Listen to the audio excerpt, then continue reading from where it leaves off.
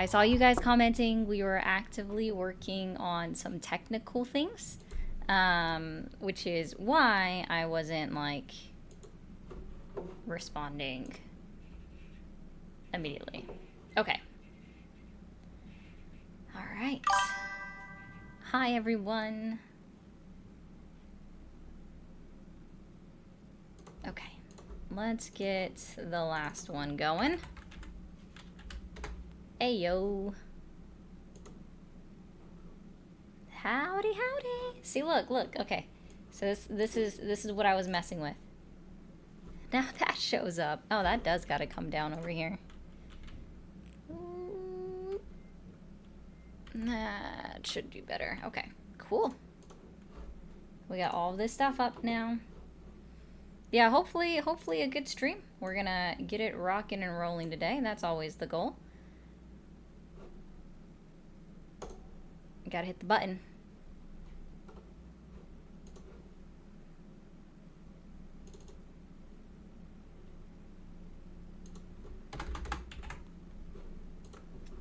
We are now up everywhere. Hi, Kassar. Okay. How about all that, guys? Oh, that's always a questionable one. No shmish people in the first, you know, any time would be great, if we're being honest. None at all would be great, if we're being honest. But, you know, that's... One second.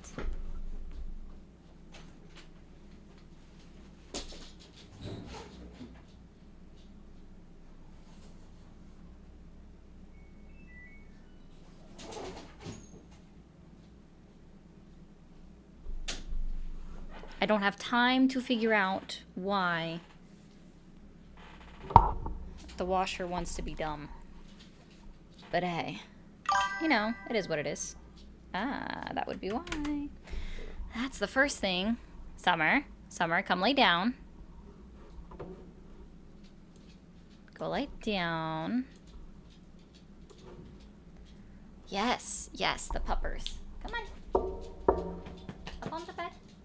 Or not. She knows where she's supposed to hang out with me at. I don't know why she's not doing it. That's right, Matt. Also, Matt, your heart music is grayed out, and that's very sad. I'm kidding, you're fine. Yes, laundry chime, because that's how it works. Because, you know, adults have to do certain things, unfortunately. Not anymore. Heck yeah. Heck yeah. No, so I plan on trying to call them off screen. So this is the question real quick, right? I plan on trying to call them off screen and maybe record it and post it up as a video. So it just depends when I have time to do it. Hi, Chris. Hello, everyone. Alright, I gotta restructure my everything. Okay. No. Don't be doing that. I don't need that. Okay, there we go. Oh, man. Okay. This can literally go. Hello? Hello? I hate when it does all this stuff. Okay. There we go. It's the primary one. All right. No Seth today. Seth isn't getting on. I'm sorry, guys. I wish I could help you with that, but I can't. But I'm here, so, you know, we're here. Hi, everyone. That is good. Click. Okay. You know, I definitely didn't have time to go fix the laundry because it requires extra work. Oh, that's why. It's not on the right account. Hello? There we go. Alright. We'll go ahead and open that up.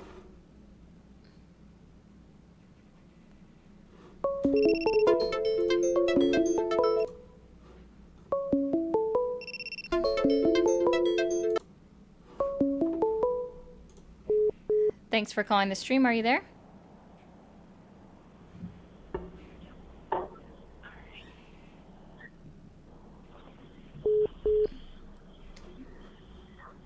Hello?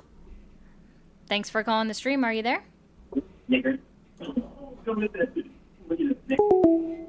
So glad that made you feel good. There we go. Oh, no. No, Swarovski, Becca's totally fine.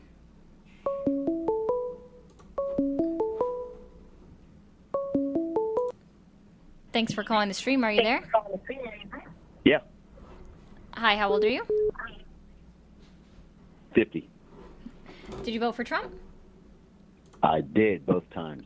Awesome. You still support him? Of course. Okay. Fantastic. What's your main reason why that you still support him? Because I think he's doing things that can help me.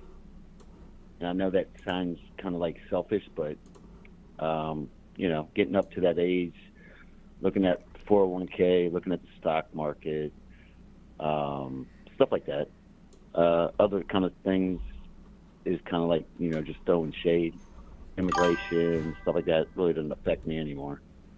Oh, it affected you before? No. I'm just saying, okay. Like, if I was younger, like, you know, like job-wise and stuff like that, but I'm okay with that. So, yeah, I think he's doing pretty good.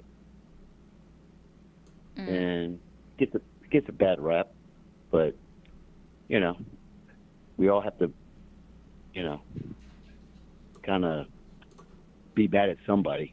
So we'll make him the bad guy. Or maybe if, you know, you wouldn't be considered a bad guy if you just stopped doing bad things.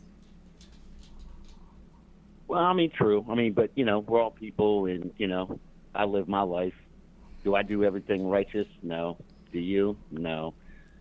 But you can't be chastised every little mistake you do. And I don't really think his mistakes are, like, in a sense, detrimental. I think he's trying to do good, the best that he can. You know, just talking with Putin about the Ukraine, you know, he's just trying to do a sit down. It's not his thing, but, you know, who else is trying to sit down and try to figure this stuff out? Let's see. All of the other NATO members were trying to figure out stuff specifically for Ukraine. But see, what they were trying to do was actually get the two sovereign nations to talk to each other, you know, the one that invaded the other, and that's actually causing the problems, instead of just talking to each leader individually. And not only that, but specifically speaking just to Putin, inviting him over to the United States after making promises / guarantees on national television saying that the other sovereign nation who's not invited to the summit, right, in Alaska, right? Right. Saying that they're going to have to make land concessions. We could start with not doing that. Okay. I mean, this is like a bigger world stage in a sense, but if you kind of like, you know, make it smaller and let's just say like a brother and sister are fighting. We're just going to just no, I know, but if you sit them down, you'll take one to the side and you say, hey, what are you guys doing? You know, blah, blah, blah. You take the other one to the side.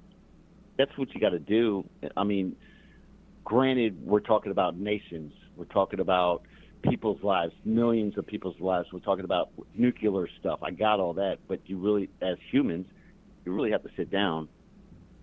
Hey, let me pick your brain. And let's then come together. So just to He's say, already done that multiple times. So they had meetings they had meetings in Qatar. They had meetings elsewhere. He's had multiple phone calls. Why does it have to be this one extra step? You know, where Donald Trump unfortunately doesn't know if Alaska is Alaska and a U.S. territory or if it's Russia's again. No, I totally understand that, and I got it, but he's not giving up on it. I mean, he sounds like he does. He does really have, I guess, like the way he talks is not that great. It's not. I'm being honest. I voted for him, and I don't even like listening to the State of the Union. I'm being totally honest. But I think his intentions are good, and he's trying to figure stuff out. And that's how I look at it. And I'm like, hey, man, I'm not even going to talk about past presidency or whatever like that. What did he do? What he didn't do? I'm not doing that. Here and now, I think what he's doing, what he's trying to do, is noble. So if he was really, in my opinion, if he was really trying to fix this, he would be pushing and fighting more heavily for Putin to agree to an unconditional ceasefire that, guess what, was offered by Zelensky and is continuing to be offered by Zelensky since March 18th of 2025. Except Putin has said no every single time. Putin has specifically said that before we can even look at a ceasefire, we have to look at the truth behind things and why it started. You know, the whole thing that Donald Trump also purported and said that Ukraine started the war. I mean, okay, when it comes to all of this stuff, I mean, I think what's going on right now is really crap because they had a treaty prior. Ukraine gave up their nuclear missiles, and for a stable, sovereign nation years ago, 25 years ago, whatever, 30 years ago, over, through Gorbachev, and that just went to crap. And yes, so because I of look Russia. at that, I'm like, okay, thank you, Matt. Correct. So cool. But I look at it that way, and yeah, why wouldn't anybody want to be on the Ukraine side? Because this is this country Matt's in the chat that gave up a lot on the assumption that we were going to be safe, and then X amount of years, decades or whatever, come by, and it's like, okay, well, you just rip up that piece of paper, wipe your ass with it. It doesn't mean shit. So I see that. That's the president that you voted for. I think that's why a lot of NATO. I'm sorry? So that's the president you voted for. You voted for the president that said, we're not giving anything else to Ukraine, so... No. Oh, my goodness. I mean, I could have voted for Kamala, and what would she have done? Give her blankets like Obama? I'm not going there. I'm here in the present. So what I'm saying is I think he's doing the noble thing of sitting down, discussing this stuff. Yeah, Ukraine's getting pummeled. I got that. We all see it, all of it. Russia's huge. Russia just wants Mother Russia back. And I got that, but you got to figure out, but it's not us. It's not, I mean, we do have a part in it because of this treaty that is nothing. We have multiple reasons to be assisting them. We have multiple treaties. And we have multiple treaties. Right. Correct. And that's what Trump is looking at, and it's like, that's why he's not just like, walking away. He's like sitting down. It's like, okay, we got to figure this stuff out. And it's like, okay, Zelensky, you're going to have to give up maybe a quarter of Ukraine to Russia. And why? They only control they control less than a fifth. No, it's why? not. Why are you wanting? You said a quarter. That's very specific. It could be an eighth. They control about 18%. Whatever Putin wants. I mean, he is the bigger country, and he's just. So we just capitulate to bigger countries now. So if we invade Mexico, they should just give up to the United States because we're bigger. No, but that's what bigger countries do. Jesus, that's what we do. No, it's not. We do. We flex our muscles, and we do. Okay, so why isn't Georgia, the country of Georgia? It doesn't sound like it. Why isn't the country of Georgia a part of Russia right now? Then.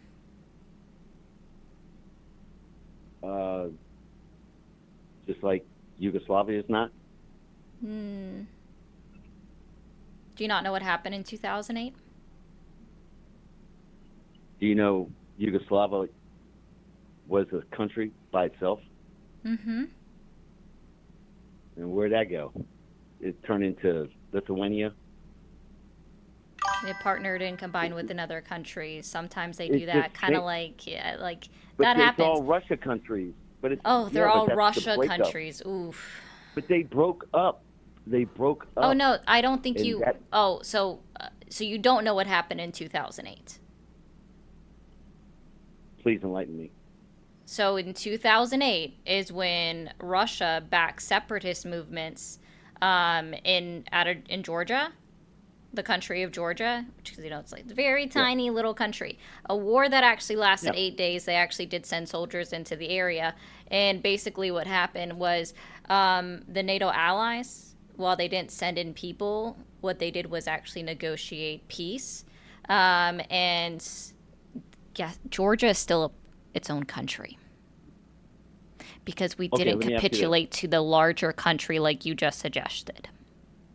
Okay, let me ask you this. Okay, Georgia, the country that you're talking about, and enlighten me. I'm being totally honest. Where is that? Like, what other country does it border? Like Now I'm curious if the you can country? even. No, Oh, I'm being T. honest. I Ha mean, ha what? ha. Okay, this is funny. Man, I wish I could put this comment up. Somebody, sorry, I'm laughing at this person. Um, Somebody literally put, under Obama, Georgia was invaded. Hey, get caller. Can you tell me who was president in 2008? Yeah, Obama. Wrong. Oh no, it was Bush. It was Bush. There you go, TK. You Yeah. see how wrong you are? Well, okay. Hang on. 8 is like the 8 9. It was like the election. It's Give me a the month. election It cycle. it It's could the election it could have cycle. been It it was could have been it could have October been of Obama if you're 2008. asking me in December of 2000. No, I'm being honest. Oh, so December Uh, 31st, 2008, who was president? Elected Obama. No, who was in office, president? Oh, yeah, it was Bush. But elected president, it was Obama. It's just months. It's that little November thing, and then January thing. That's where it like flip flops. But that year, 8 and 9, we have it every 4 years. Right. Yep. So what does Georgia border? Like Let's a see. country, just a country. Off the top of my head, sorry, I have to actually pull it up on the No, map. you can Google it. Google it. Pull it up on the map. I'm being totally honest. I have no Aside idea. from. Oh, I should have known that because I recently looked at those two, Azerbaijan and Armenia, and then Turkey. Okay. All right. The reason why I'm thinking that is because that's why, like, okay, NATO, because it's still not a bordering country of NATO. Georgia wasn't NATO. And No, but they have Turkey's a. not. Do Turkey's you know not. why they got Romania's not. involved? Do you know why they got involved? This is something that Who's literally they? all NATO No, who's got they? involved in the 8 Day War with trying to assist with negotiations. Do you know why they got involved? No, please enlighten me. 1994, NATO drafted this agreement called the Partnership for Peace Program, which every single country on Russia's border, including Russia themselves, signed on to in 1994 and 1995. Georgia is one of those. The only Okay. one that Oh, technically didn't sign it was Mongolia because they had a different agreement that they signed. And then, of course, China and North Korea never signed it. okay. I just want to throw this out there just because you read out someone that texted something. Who was the president in 2008? Who was the president? I'm saying it to that person. Who was the president in 1994? I know it was Bill. Yep, Clinton. Correct. But I don't think the person that typed 2008 knew that. So I just wanted to say that. Okay. So that was a Democrat president going through those things with Georgia. And 1994 with the Partnership for Peace program that multiple countries signed into. No, that was spearheaded by NATO and their authorities. No, I'm just saying Bill Clinton was president at the time. So we were kind of, in a sense, backing him, in a sense, wouldn't you think?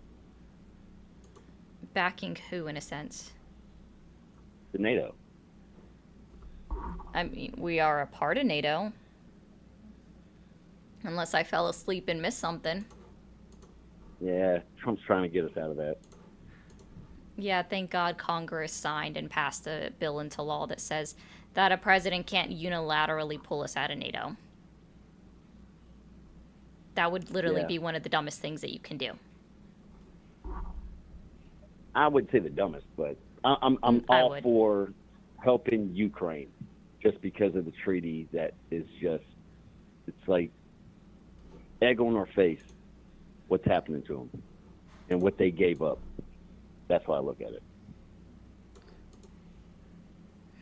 Maybe if Putin would have just honored the agreement that was signed in 1994, and then also the Partnership for Peace program that they signed on to, which is one of the things that they violated, the Helsinki Act that was also signed way back when.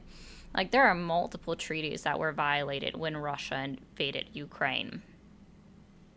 All right, just your thought, because you got plenty of them and they're really enlightening. I'm being totally honest with that. Doesn't matter who our president is. What would you want someone to do with Putin to say, Putin, stop invading Ukraine? Tell him to get the fuck out. How would you hurt him, though? Trump's trying to do it with tariffs. He's even hitting India for India buying oil from Russia. Yeah, I'm just curious. What do we import from Russia right now?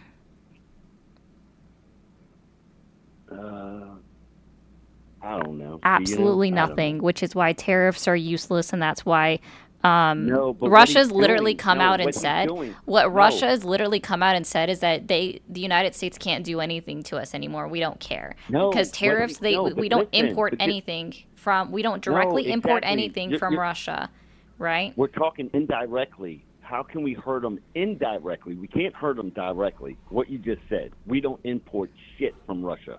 Right? We don't get Russia dolls. We don't get Russia TVs or refrigerators. We don't do that, right? So how do we affect them? What Trump's doing is he's going to India, big country, sanctions, huge economy, and what he's saying to India, hey, India, you're buying Russia oil. Now we're going to hit you with a 50% tariff because you're doing that. Those aren't tariffs. Those are not tariffs. Those are sanctions. Those are sanctions. They're not tariffs.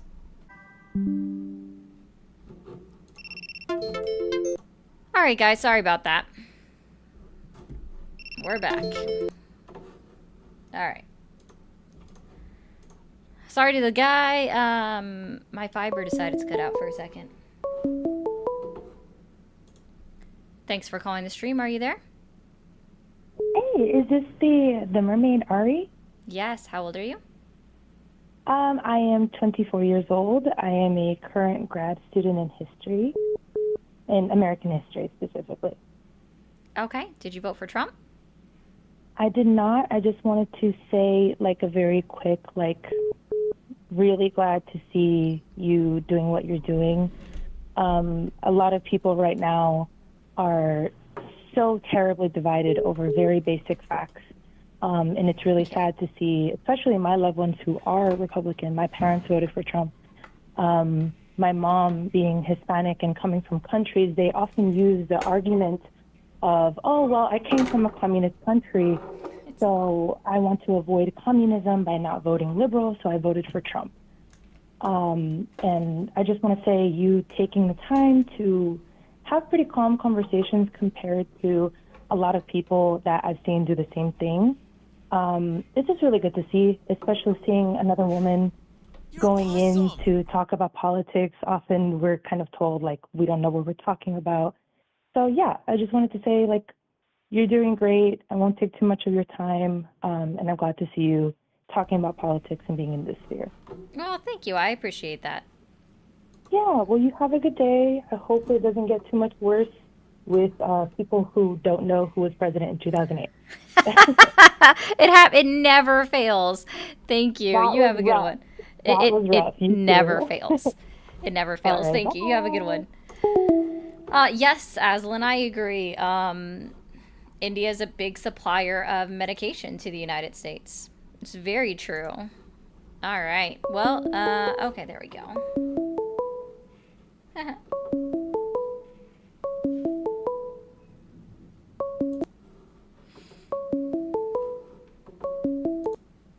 Thanks for calling the stream. Are you there?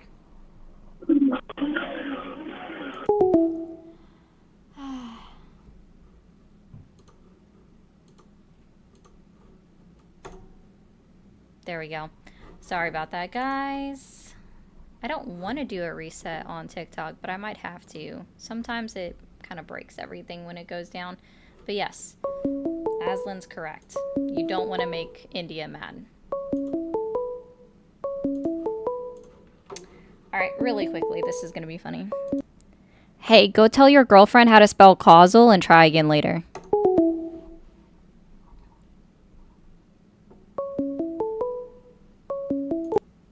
Nope. Swarovski, I'm really good with numbers, so I remember phone numbers. And so this is...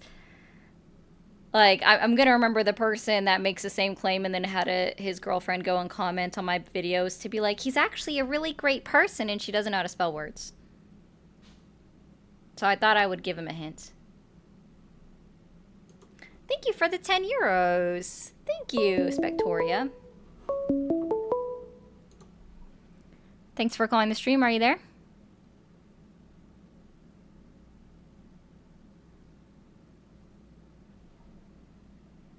Knock, knock.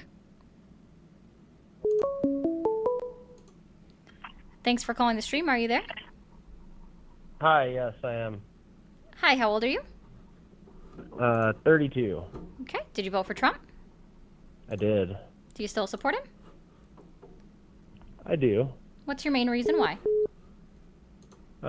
Because he is pro-America. Okay. What does pro-America look like to you, I guess? Or what does that mean to you? It just means that the president puts American citizens first. Seeing as how we have limited resources in the country, I think that makes sense. Okay. Do you disagree? What's so limited right now in the country? I'm just curious. Money, for one. Are you talking about printed dollars? Printed dollars is one thing, jobs themselves, inflation. We have limit. Okay. According from our numbers from June, how many jobs were available in the United States of America? I'm not sure. 7.7 million. Do you know how many, with the unemployment rate from June of 2025, do you know how many available or able-bodied, available unemployed individuals there were in this country? You can rattle off all these 7.2 million. So what we're just seeing is that there's actually a surplus of 500,000 jobs, so we don't have a job shortage right now. In fact, we have a surplus of jobs. Great. I've been applying for jobs for 2 years, so you can think that. And a lot of companies, I think, It's not going to be in every hiring. place. Oh, I'm well aware of what the hiring practices are for companies. And, you know, part of that is because they get incentives in order to list jobs. And maybe we should stop the incentives, but I don't see Donald Trump doing anything to stop the practices of that. Okay. Well, my main reason for reaching out was just because I was just curious what your perspective was. I would assume you voted for Kamala Harris, and I would love to know which of her policies that she put forward after she was installed to be the Democratic candidate. So I'm gonna help you out with something. This might actually surprise you. I'm not sure. Kamala Harris it's currently August 13, 2025. Kamala Harris is completely irrelevant. She didn't win the election. Donald Trump won the election. He's 7 days shy of being 7 months in but office. We're talking. You asked the first question you asked me is who I voted for. I said Donald Trump. Because I want to talk to voters who for. still support him, who helped him get elected into office, right? So what But this says, is, argument. I don't support Trump. Why do you? It's not a pointless argument to talk about what Donald Trump is actively doing while he's actively the president of the United States. Okay, I mean that's fair. But Yeah. I'm curious why you voted for Kamala Harris over Donald Trump. I mean, if you're not going to answer my question, I will just move on. What was your question? It's why you support Trump, and let's continue to talk about his policies. I've already made it very clear that at this moment in time, it's August 13, 2025, and I've said this on my stream multiple times, Kamala Harris is irrelevant. She's already said she's not running for office again in 2028, so move on. Neither is Trump. Why is he selling Trump 2028 hats then? Oh, so you think that Trump is going to run No, I'm for president? just curious. Like, so are we going to admit that he's Probably just gimmicking? Just to troll liberals Oh, like just yourself. to make more money? I'm not a liberal. Okay. So he's just trying to scam the American people with printing out hats that say Trump 2028. Probably someone like you probably even bought it yourself. How much donor money did Got Kamala Harris get versus? Oh, is that all Donald you Trump? got? Okay, well, toodaloo. Thanks for calling the stream. Are you there? Okay. Thanks for calling the stream. Are you there? Yes, I am. How old are you? 22. Did you vote for Trump? Yes, I did. Do you still support him? Yes, I do. Yes, Queen, we are. Awesome. Do you mind if I just do a quick PSA? Yep. Awesome. I appreciate you. Gonna mute TikTok real quick. Just a friendly reminder to everybody on Twitch and YouTube. Guys, on Twitch, we now have subscriptions available. We also have jewels available. If you get a subscription, send a jewel or anything like that, I will shout you out. And if you send jewels, it'll go up on the screen. I don't know for sure if the subscriptions on Twitch will yet. Also, shout out to Bishop for being the first subscriber on Twitch and also sending eight subs out. And on YouTube as well, if you become a member or send a super chat, I will also shout you out. The super chats go right up on the screen. Back over on TikTok, if you guys can go ahead and get us up to 50,000 likes in the next 8 minutes, and then continue to share out the live, help complete the gift goal. It's very small. And also, guys, don't forget to become a paid subscriber on TikTok, and you're entered into a contest. And if you send out subs as well, so let's play the game. And yes, we are still playing bingo in the Discord. Thank you, Aslan, for becoming subscribed on Twitch. Oh, wasn't supposed to say that. TikTok's gonna be mad at me. Okay. What is your main reason for still supporting Trump? Immigration. He's actively going against letting people stay here in the country when we should deport them. Got you. Who exactly should be deported, I guess? Yeah, anyone that we do not have an obligation to. Oh, did you just find a different number to call in from? No, it's a private number. So you can't didn't debate me. That's the best part. teach your girlfriend how to spell before you ask her to stand up for you on a video?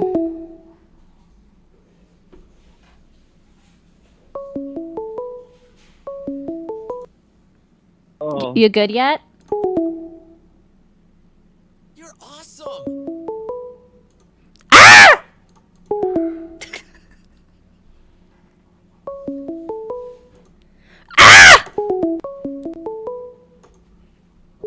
Thanks for calling the stream. Are you there?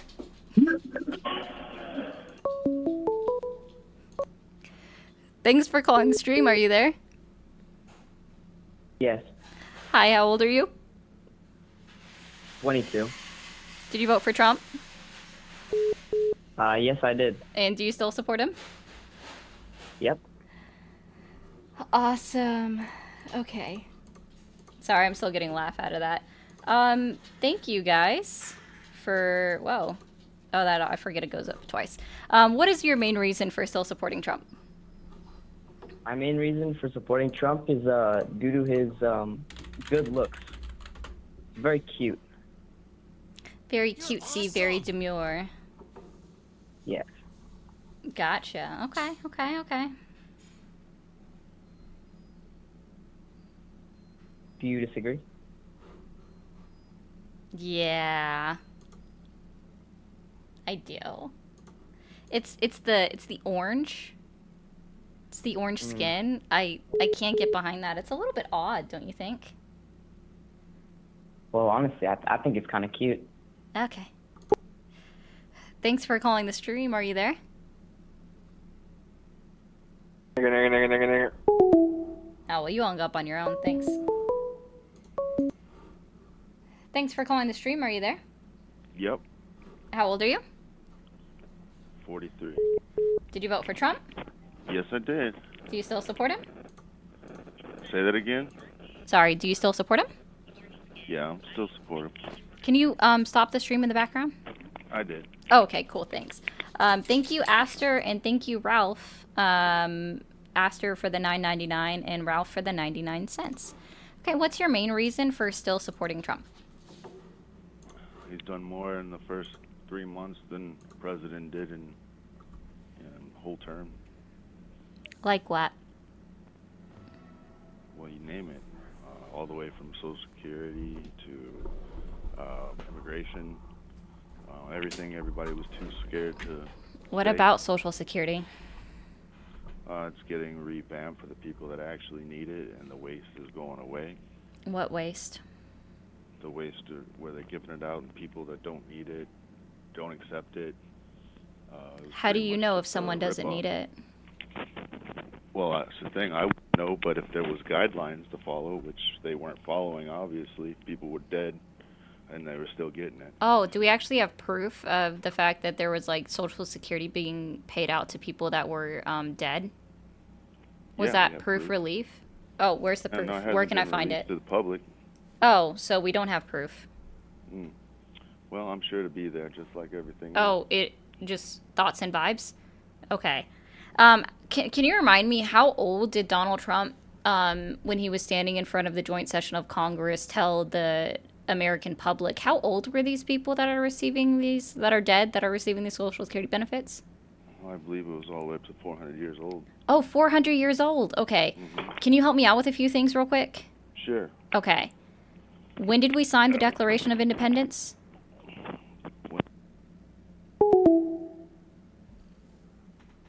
He hung up.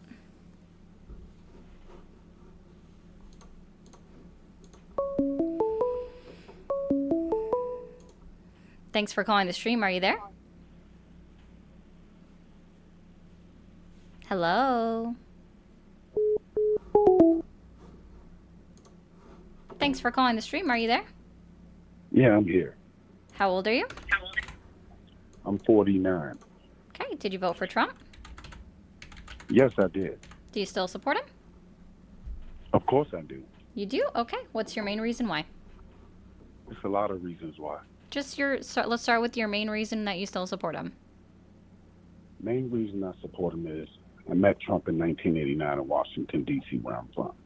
Yeah, no, I ask why you still support him now. Like, Oh, so what has he done in the last 7 months to Okay, continue to so- earn your support? Okay. The main reason why I support him is because of immigration. Okay, what about it specifically? Specifically that I'm from the nation's capital, so I know that here, since I've been here since 1976, I've watched where Washington, D.C. has been completely what we called back in the day chocolate city with Americans, aboriginals. You understand me? Just aboriginals.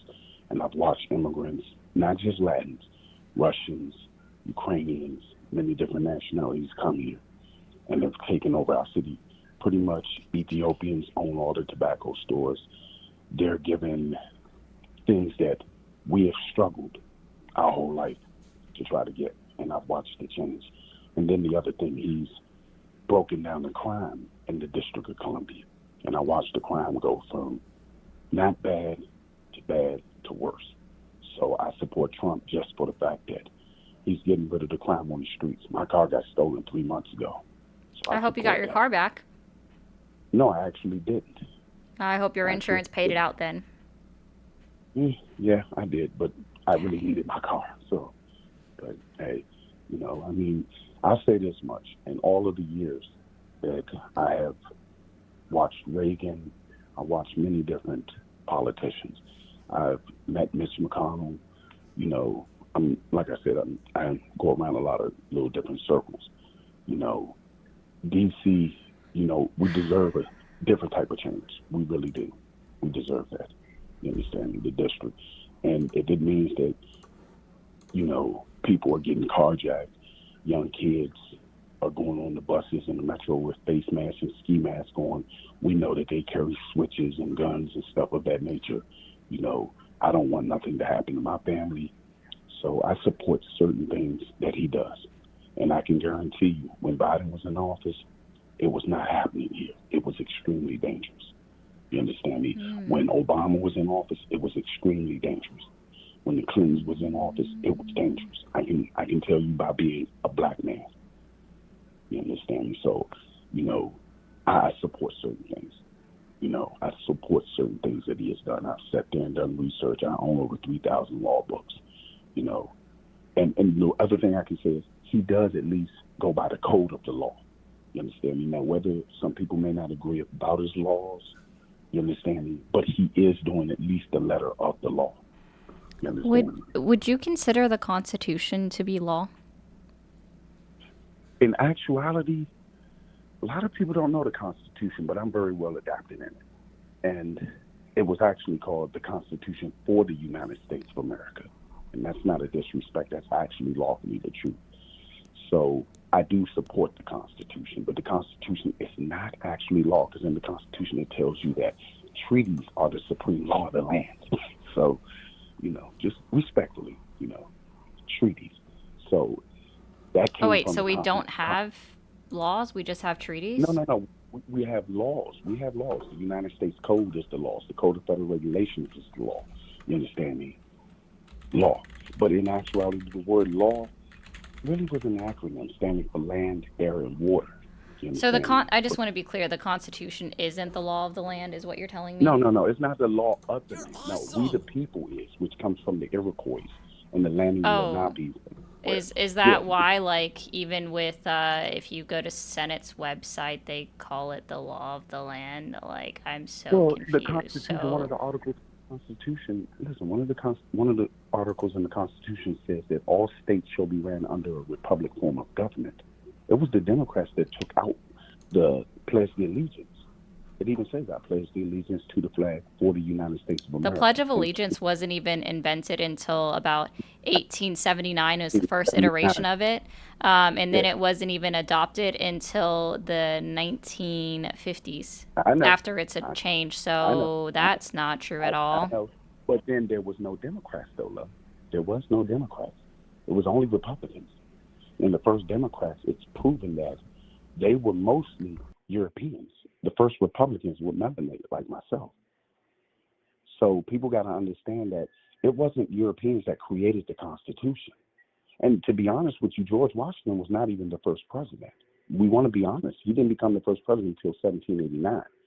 But there was presidents from 1776 until 1789. So we have to ask who were those presidents. It's a lot of stuff. Title 28 United States Code 3002, Section 15A, under federal United States Are Code you law. okay? Like, in all seriousness, I mean, this hasn't, at this point, like, I don't know what you're talking about, because I asked you why you still actively support Trump. I asked you about the Constitution. You basically just said that the Constitution is not law, which is entirely incorrect, right? Because constitutional law exists. So you saying that the Constitution itself is not law is just crazy talk at this point. And then we can go down the line. And describe to you how Donald Trump is actively, right, violating constitutional law based off of the United States Constitution, based off of the Supreme Court rulings. Because I think you would remember that in Article 3, since you're so versed in this, Article 3 lays out the duties of the Supreme Court of the United States of America, which is to interpret the letter of the law and make sure it's within the bounds of the Constitution, right? So specifically, if we're talking about the 14th and 5th Amendments of the United States, not only is Donald Trump going against just one Supreme Court ruling when it comes to the way that he's committing or acting acting out these deportations, but he's violating 5 separate court cases. And then also with the 14th Amendment, he's also violating one of the oldest ones in regards to how you're a citizen of the United States with the being born here, right? So, I mean, I'm just being very clear. Donald Trump is clearly violating the letter of the law. He's violating case law. He's violating constitutional law. There's no ifs, ands, or buts about that. I am just curious. Do you need a driver's license to drive? Actually, no, you don't. There's Supreme Court ruling cases that tell you can't turn in that. Sovereign citizen. Y'all called it. Y'all called it. Thank you, Aster, for the $9.99. I appreciate your open dialogue, and I respect how you've been able to articulate your points to others, but also your ability to listen to opposing sides. I try really hard. Sometimes they just... Bro. Thanks for calling the stream. Are you there? Yeah, I apologize. Thanks for calling the stream. Are you there? Hello? Oh, you're a kid. Thanks for calling the stream. Are you there? Yeah. How old are you? 35. Okay. Did you vote for Trump? Yes, I did. Do you still support him? Somewhat. Actually, okay. I called because I was following up on the Constitution. I don't know what that guy was saying, but a lot of words. Yeah, I know, but I do want to follow up on the immigration thing because you were bringing up different laws and different cases that Trump is breaking. But do you believe that Trump is breaking any constitutional law with regards to deportations? Yes.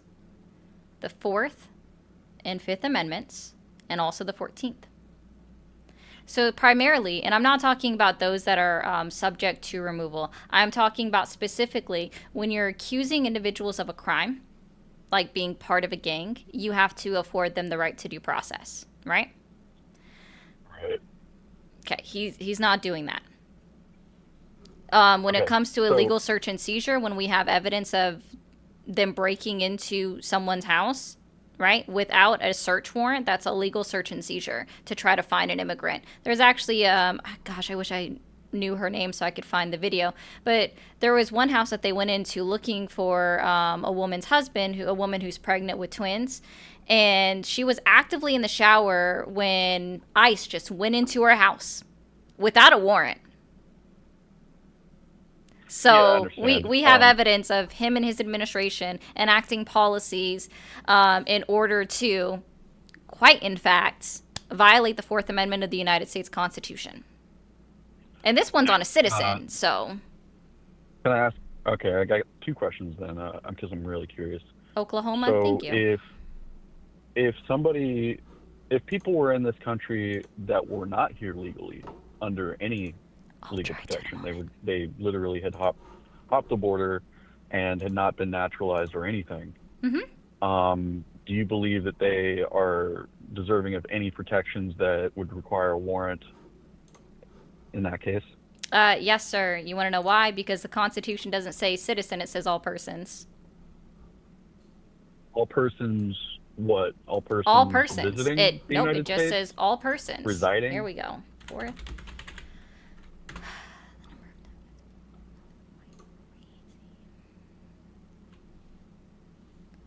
Here we go. Sorry, like pulling it up. No, you're good. I'm just pulling it up directly. Somebody breaking down. Yeah. While you pull that up, specifically, the 4th Amendment is obviously we shouldn't be breaking into people's houses. Go ahead. Yeah. Okay. The right of the people to be secure in their persons, houses, papers, and effects against unreasonable searches and seizures shall not be violated, and no warrant shall issue.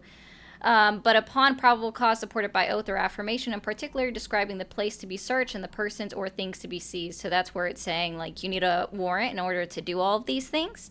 But none of that occurred in this one specific case, to be exact here.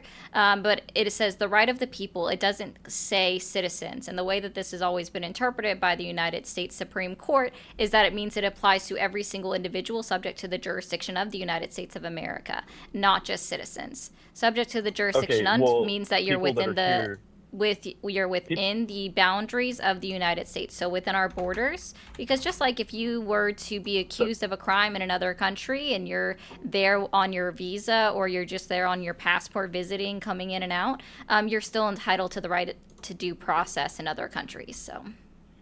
okay, but if I'm a Venezuelan citizen and I go visit the United States, I'm not subject to the jurisdiction of the Oh, United so States. if they're I'm not subject to the jurisdiction jurisdiction of the Venezuelan government. Oh, no, incorrect. You want to know how? Because by that logic, that would mean that if a Venezuelan immigrant who's here on just with their passport, right? So they had, let's just say they have their passport. Yeah, sure. And they kill someone. If they're not subject to the jurisdiction of the United States, then we can't charge them for murder. Do you understand how that works? They wouldn't be given the same rights as a citizen. No, they are. That's literally, again, within the United States Constitution. Okay. So if you're going I'm to make a uneducated claim, on that. I've been misled. I don't think it should extremely. be that way. well, then again, so I'm not by a by your legalist person. but by your I think that logic, just because it's law.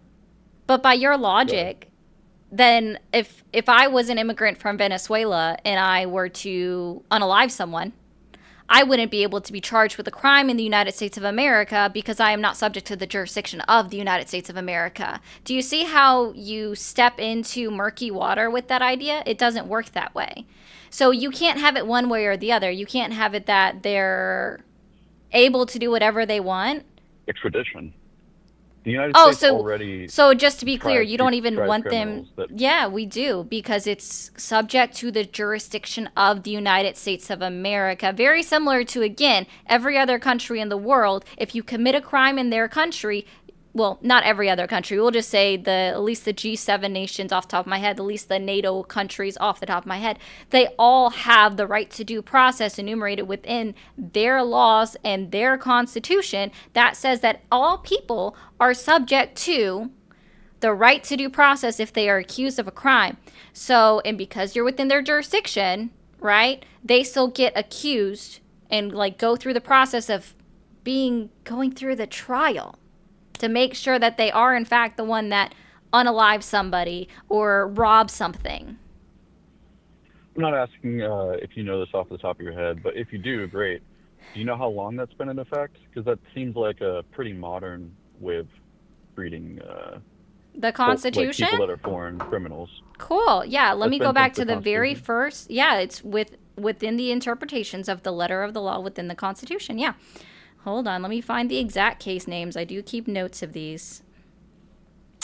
The very first case that guaranteed the right to due process for all persons, regardless of citizenship, was Wick Wu v. Hopkins, 1886. 1886? Was the first one where they applied it to the 14th Amendment. Okay.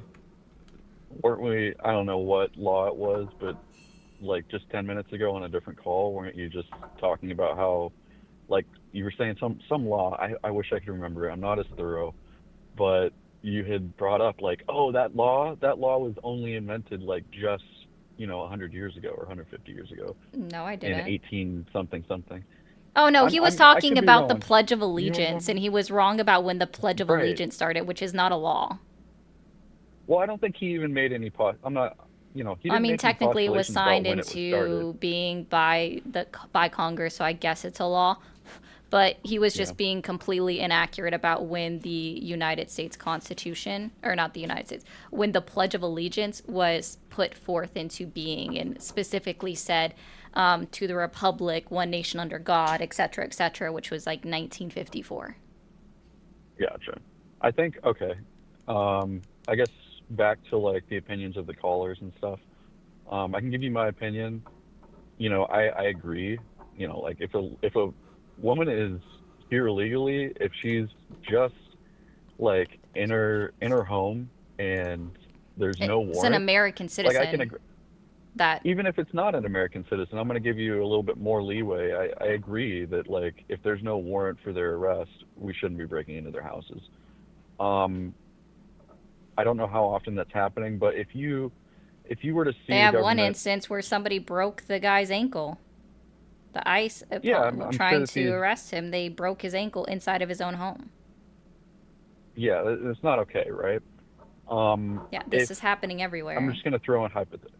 I don't know if it's happening everywhere, but there's certainly anecdotal stuff like that happening all over the place. Just like there's anecdotal stuff about American citizens being murdered, and I don't know what the family-friendly term would be, but like bad things being done to Americans, like here and there. Some people will say it's happening everywhere. It's not, but it is happening. And I'll agree with you. The same thing for people that are here illegally. They are not, there are people that are not being treated fairly. Ricardo. It's happening both ways. I am really curious, though, if the government had, in a hypothetical, Thank you, Mischievous. had been deporting at higher numbers, at higher rates, but had not ever violated any old legalese about persons in America or under the jurisdiction. I mean, this isn't old legalese. Violated any of that? I just you asked for the earliest iteration of it. Bad thing. You just asked for the Sure, yeah. earliest iteration of it, but we have Wong Wing v. United States 1896, Matthews v. Eldridge 1976, Landon v. Can I Palencia finish my question? 1982, Reno v. Flores 1993, and Zavadias v. Davis 2001. It's not that old. Okay. Yeah, there's precedent. I get that. If the American government was completely squeaky clean, and of course they're not. That's probably why you're interested in this subject just as like a lot of young people are. But if the government had been squeaky clean on this deportation issue, not violating anything like what we're talking about here, You're awesome. and their deportation numbers were extremely high, so they were basically getting the warrants out and arresting tens of millions of people. How would you feel about that if it was done in a legal way? Then fine. I mean, I wouldn't necessarily agree with Really? all of it. I'm a proponent for amnesty for individuals that have been here for 5 or more years, haven't broken any crime, haven't broken any laws. Sorry, let me rephrase.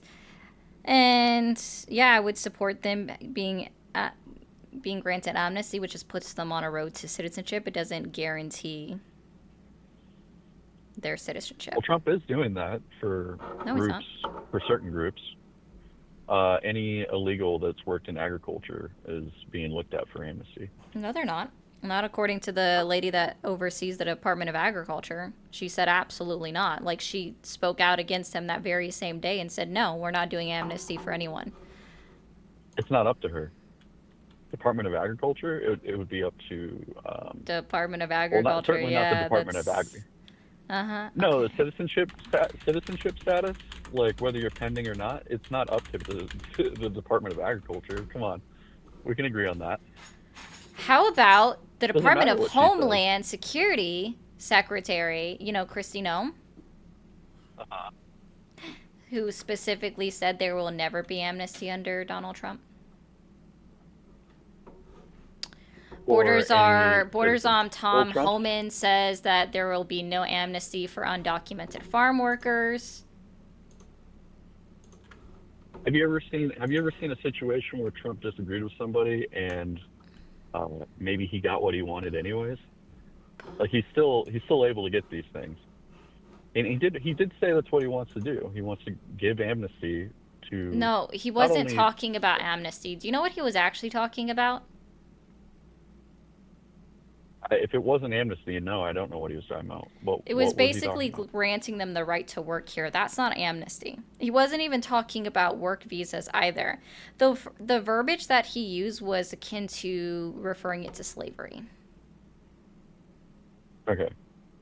I'm pretty sure there are other examples. So do you know his rhetoric about offering actual green cards to citizens that are not here legally if they go to college and they can complete a round of college?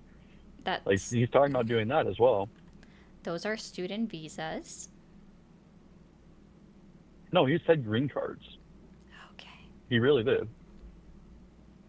So I'm just saying there's not a huge absolute agreement across the government that, hey, let's not grant any amnesty. I'm saying that there are discussions about that actually happening. That's all I'm trying to say.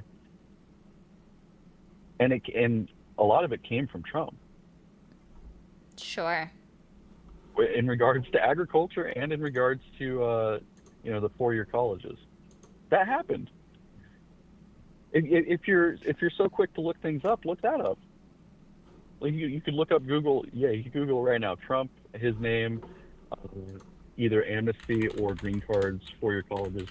He did say those things.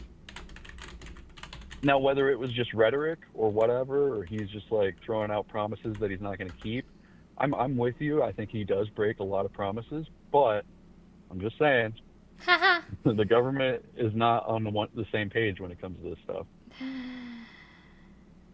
Oh man, I like how the first thing that pops up is from when he was campaigning and not from when he got elected.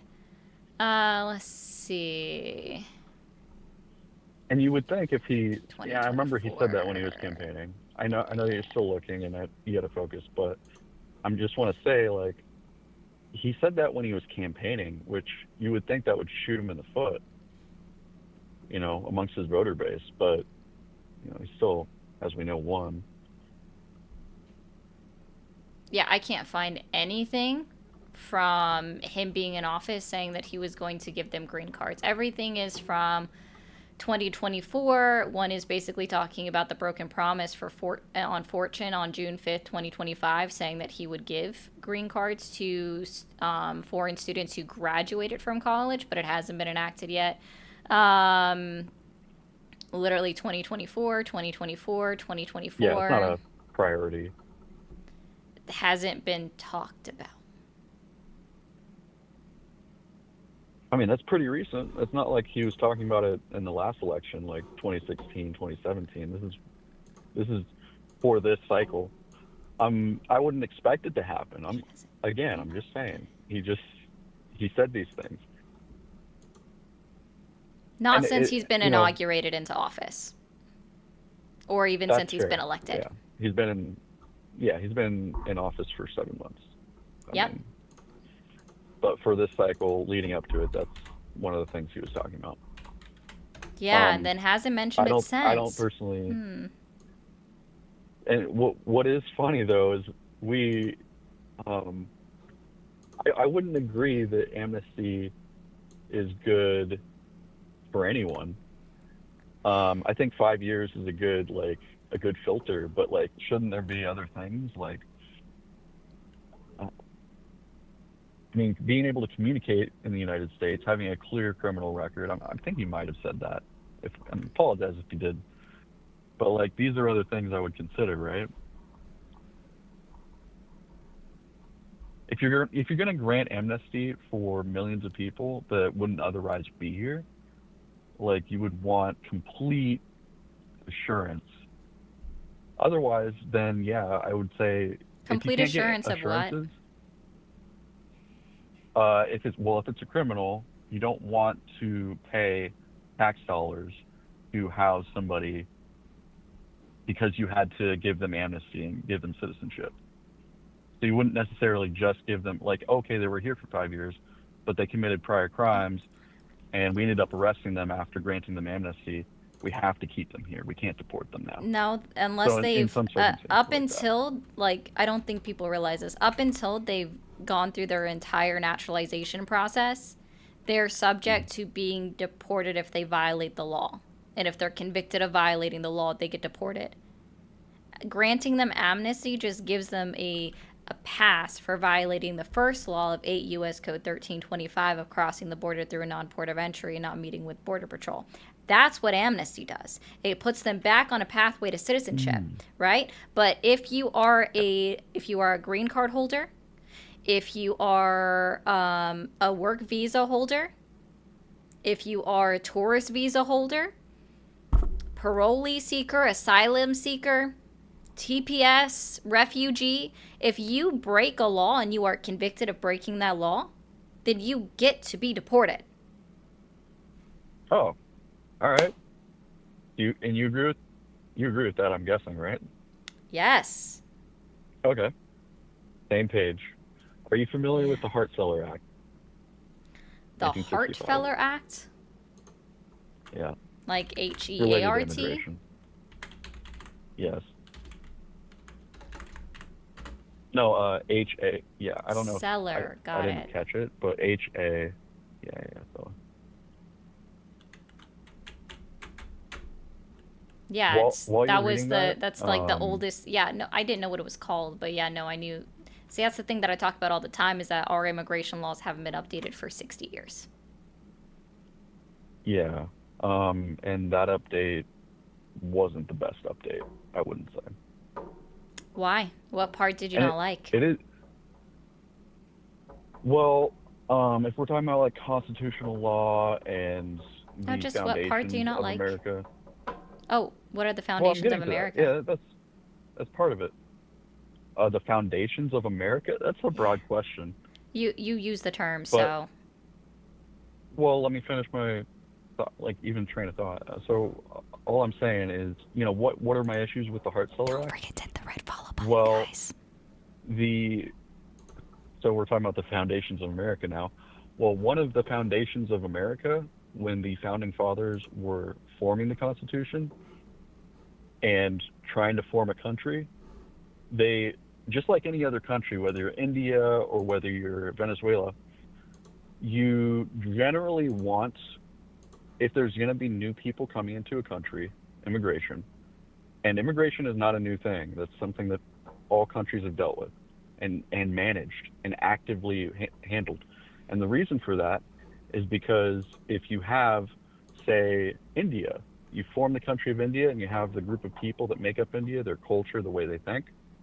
If they don't manage immigration at all, and India becomes such a great country that its neighbors couldn't build for whatever reason, and all the people from those neighboring countries just want to come in, and since it's not managed, they just come in, it changes the foundations of the country through different cultures coming in, completely changing up what India was. And that's why the founding fathers actually put in, specifically back when America was mostly, like the British and Anglo-Germans, Saxons, all that, they specifically put in that they wanted to maintain some percentages that they already had. What and before the percentages? Hart-Celler Act, and it was what they basically, like, once America had been formed, they wanted to maintain that percentage of the demographics.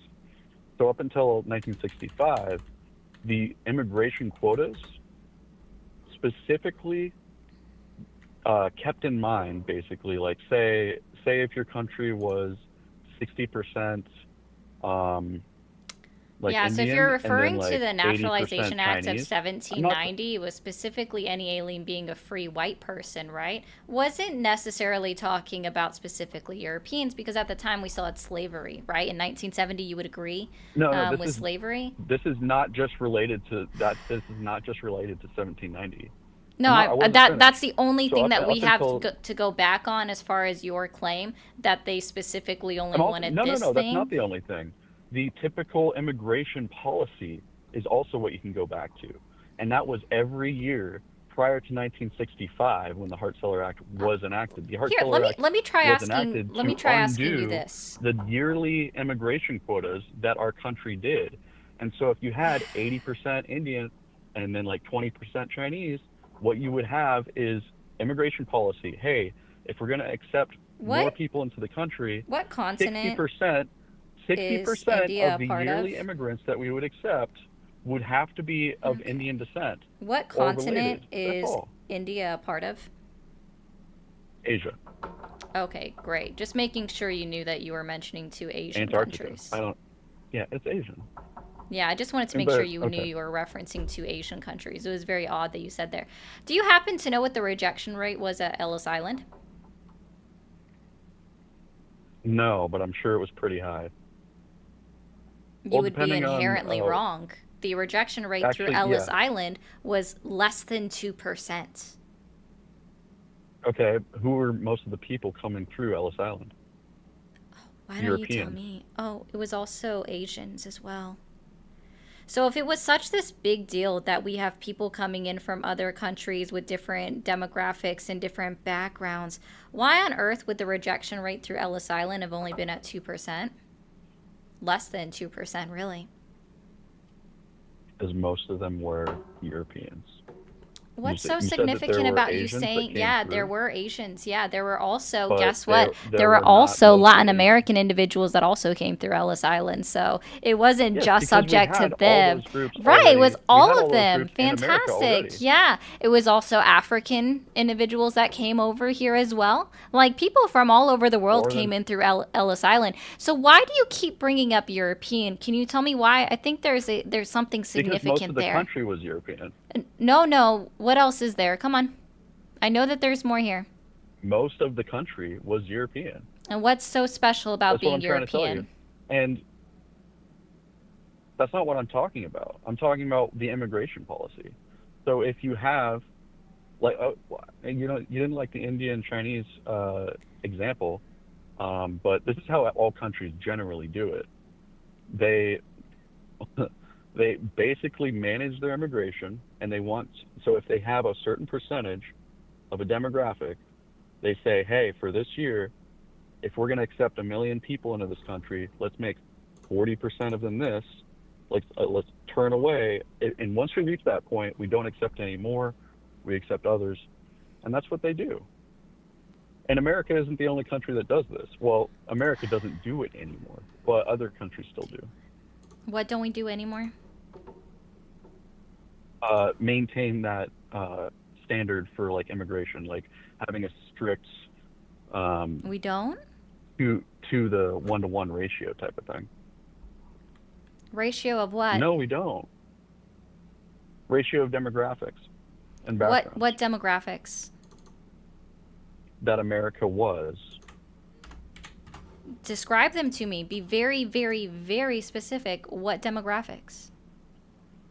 I know what you're trying to do, but do I really need to explain to you that when America was founded, it had lots of African Americans, lots of British, and lots of Germans. And then later, they started accepting more Irish. They definitely accepted plenty of Chinese people, but at the formation, there were already those groups in the country. And that's why they continued to let them in. That's just what the immigration policy was. Yeah, are you trying to go like down this white replacement theory? And let's be very clear that when African Americans first came to this country, it was by force, and they were just Africans. They weren't, because America wasn't a country yet. You can just Correct. call them Africans. Okay, correct. And as far as white replacement goes, that's not the discussion. It's about immigration. It's not? So, okay, is it European replacement, or is it because we're replacing out the European population here? Do you just I don't prefer think you can to postulate have... whether people are being purposefully replaced or not. Do you prefer European immigration then? Is that what you want to see? No, not just European immigration. No?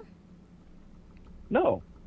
So if the country, okay, so for instance, I just want to about remind 12 to you that you are the 13%. one that used this terminology that I just wanted to question you on.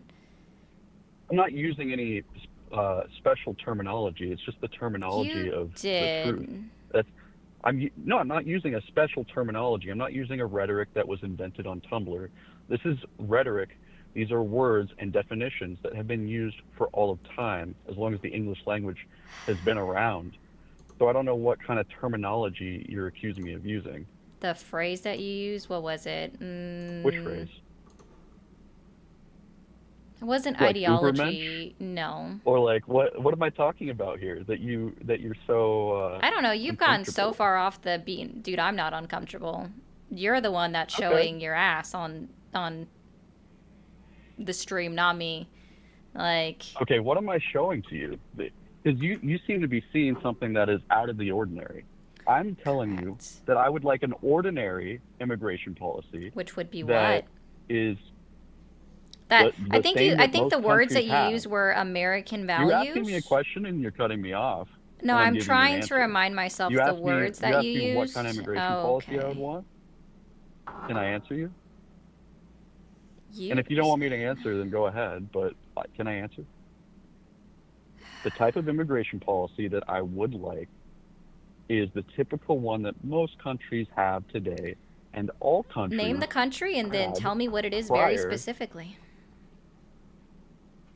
Well, I've been explaining this kind of like this whole time. No, You're I talking want you about, like, to. how we I went want off you on to a name tangent. me one The only reason country. we're off on a tangent is because you keep asking me to explain the same thing over and over again. No. The immigration policy that I'm talking about is an immigration policy that looks at a country's demographics, which is what countries always What used to demographics? do. Because, well, it depends on what country it is. If we're United talking about America, States, then. Yeah, what we're talking demographics about do we need to America. look at? What demographics do we need to look at in all of the America? demographics. Like what? List them. So, like, what groups are you from? So, if you What groups? are you from? So, if you are from Europe, or are you from like Australia? Are you from Vietnam? Those different places have different cultures. They Okay. work together in different ways. So which one would you okay? prefer to be here? And founding thought, I don't have a preference. You don't have a preference. It sounds like you do. So can you Okay, explain well, to I'll me explain which this- country specifically looks at Don't demographics act and like then you don't act can like you you have tell some kind me of gotcha can on you me and tell then me cut which me off and country interrupt me. I Because already I'm giving asked you you an answer and I you're have unsatisfied. already asked you to give me an example of a country and cite me their exact immigration laws. I've asked you that 3 times now. Now this makes 4. So let's And try then this when I again. start So giving which you an answer, one? you interrupt No, me. you That's don't. what You you just have to say ask you me say for. look at any other country and I'm asking you for one specific country. How about Russia? How about China? No, China. Use China as an example. Oh, You you wanna said type away, go look European at them. country though. So can you remind me is China which continent are they from? No, I said every country. Oh, you said I said European immigration first. policy that every country uses. No, you I said brought up European. Europeans as an example after I had also brought up India as an example and Venezuela. But you still can't even tell me what India's laws are for immigration, nor I'm sure you can tell me what China's, nor I'm sure you can tell me what Russia's are. I'm asking I you to can't tell actually you give China me. specifically, but I can tell you generally what they're. Okay. Oh, you want a read breakdown? it? Okay, Can so I answer your question? No. 'Cause by interrupting If me, I'm being honest, you're just revealing boring that me. you know what I'm going to say. And you I know don't right from know wrong with because I'm not a mind reader. But you are boring and you're racist as fuck. Yeah, boring. Like you tried to what? Circled the entire drain the whole time? You circled the entire drain the whole time? Guys, let's go ahead and get the likes up on TikTok to 150,000. Let's get these follows up too. We're only at 57 and there's 372 people in here. So hit that red button up at the top. Let's all go ahead and clear out this last hand heart. I'm trying to light it up on the gift gallery, which means I do need 3 from the same person, but hey, that's if you can. I do have 2 things that I need to answer real quick in the chat. Thank you, Scarlett. Thanks for calling the stream. Are you there? Hello? Hi, how old are you? I'm 15, but I'm very into politics, so I'd be happy to just hook up. I'm sorry I can't because of TikTok terms of service. Thanks for calling the stream. Are you there? Hey, how are you? I'm good. How old are you? 34. Awesome. And you're doing good today? Doing awesome. Fantastic. Thank you, Queen. Did you vote for Trump? Yes. It's like Queen read my mind. I was going to put that one up there. Do you still support him? Yes. Okay. Give me 1 second. I had 2 questions to try to answer. Go ahead. I don't know how to say your name, so I'm just gonna go with it. Asked who pays for tariffs. So the basics, and I don't know the macroeconomics of it all, but the basics of who pays for tariffs is going to be the importer up front. It can trickle down to the manufacturer, but it most assuredly usually does trickle down to the consumer because they offset the cost of the tariffs to the consumer, and that's how that works. Oh my gosh, thank you guys. And then also explain revoking birthright citizenship. There is no revocation of birthright citizenship. That would require a constitutional act. Yep. Okay, buddy. Sorry. I do appreciate your patience there. That's okay. And yes, Gustavo. It would require an amendment to change the birthright citizenship. I would say it definitely needs change. I don't think when they created that they envisioned invasion of illegal immigrants across the southern border. I think it was made for slaves and their children, and not illegal immigrants. Do you agree or disagree? Nope, I don't agree with you. What was that? No, I do not. Why? Define invasion. Well, when you have people coming across your border and no one can. Define invasion. Invasion is when people come across your border, multiple people that you don't have any clue who's coming across the border, and a lot of them, I'm not going to say most, but a lot of them are violent. A lot of them are criminals. There's been terrorists that have been known to come across the southern border. I would say that would say an invasion. Wrong. Now, you might say an invasion. An instance of invading a country or a region with an armed force. Yeah, I would say you don't think those people are coming across with no weapons? Come on now. Coyotes carry weapons when they bring people over all the time. You don't think the cartel down there has weapons, AK-47s? You don't think they're loaded to the gills? You mean the weapons that the coyotes take back with them when they leave to go get the next group of people? Oh, so it's not an invasion because they hop across the border, drop a bunch of illegal immigrants off, and then jump back across the border? I guess that's not an invasion? You know what would actually be an invasion? What Russia's doing to Ukraine, if you want to be technical. Yes, because we like technicality here because words are important. Well, I mean, look, you might not want, to me, you seem like you're pretty pro illegal immigration, which is fine. No one is pro illegal immigration, sir. No, I have news for people. No one on the left is pro illegal immigration. Dude.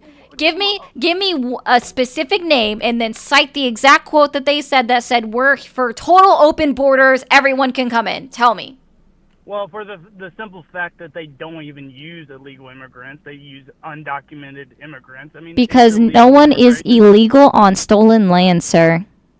Oh, well, stolen land. Who stole it, though? I would assume your ancestors. All right, who stole it from the people that we stole it from? No one. The indigenous population came here first. Oh, you think the indigenous, they all lived happy together? Oh, they were, sure. There were little incursions. They had their own wars there. You don't think they conquered each other and took each other's land? And they were still here first. You don't think that's how the entire human population has done things? And what year are we in? Throughout history? And what year are we in? 2025. Yeah. We don't do that anymore. Yeah, because we settled. We don't. It's frowned upon now. But that's how it is. So why do you care? Why do you want to go back 250 years and say, "Oh, I'm so sorry that we stole your land"? Why don't you get up and move? Why don't you leave? Why don't you go back to where you came from then? If you're so bent out of shape about it. Sure, play for my plane ticket in the process of becoming a citizen in Czechoslovakia. Liberals are always all talk. But No, I said pay for my plane ticket and play for my citizenship process for the Czech Republic. Why would I have to pay for your plane ticket? Well, you're telling me to leave, so then you should be offering to pay. You're the one so bent out of shape that 250 years ago, we won a war, took the land, and... Oh, am I bent out of shape, or was I just correcting you on your terminology? Because, again, words are important. We didn't steal the land. You don't steal land when you win a battle and you take it. That's literally stealing! You just said it! What?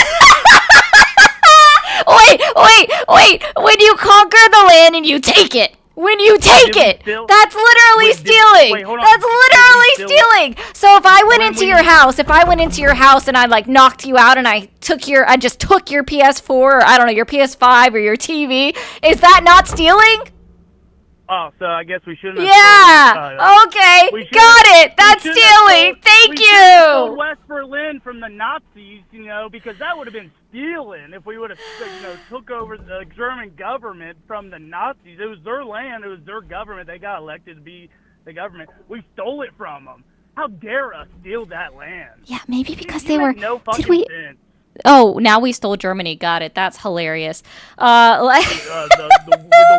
The West didn't win Germany and didn't take occupy Germany. You We're mean still not you there mean with over after 40,000 you mean troops that? there? Okay, so let's be clear. So what you're talking about is actually we were fighting an active world war that came to our doorstep first by the attack on Pearl Harbor, which I think most people should actually remember, right? So Germany actually got us involved through Japan, right? Italy was also involved. They were attacking multiple countries. Not only just that, they were also committing a mass genocide, correct? So it's so interesting that you're trying to compare the two. The fact that we came here uninvited, like not my ancestors. I didn't come here. My ancestors did not come here during the conquering period, right? The settlers came over here completely uninvited, invited the indigenous population to dinner, and then also slit their throats at the same fucking time. So let's be so for real about the difference on how we fucked them over.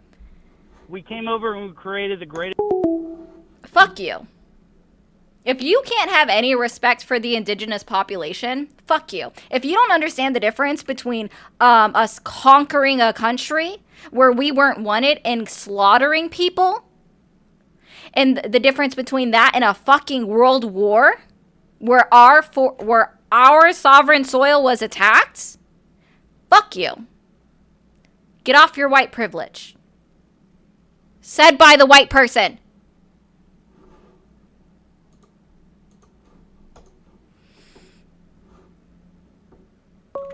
Just saying.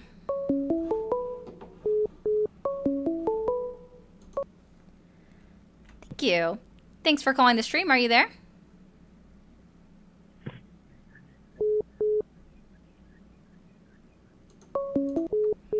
Thanks for calling the stream. Are you there? Hi. You there? Sorry, I'm on speak. Hello? Do you know what a boundary is, sir? What? Do you know what a boundary is? A boundary, like a border of a country? What do you mean? No, do you know what it means when somebody sets a boundary? Yes. Okay, that's this. Don't call back again tonight. Thanks for calling the stream. Are you there? Hello? Hi, how old are you? Yeah, I'm 37. Did you vote for Trump? Did I?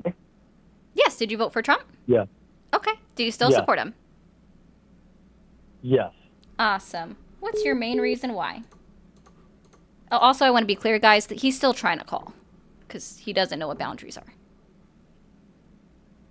What's the main reason you still support Trump? I'm sorry, can you, I don't know if you're talking to me or... I am now. I'm sorry. No worries. All good. So, yeah, my main reason for voting for him was I felt like I was being... Not why you voted, why you still actively support him. Yeah, because he's standing up for white men.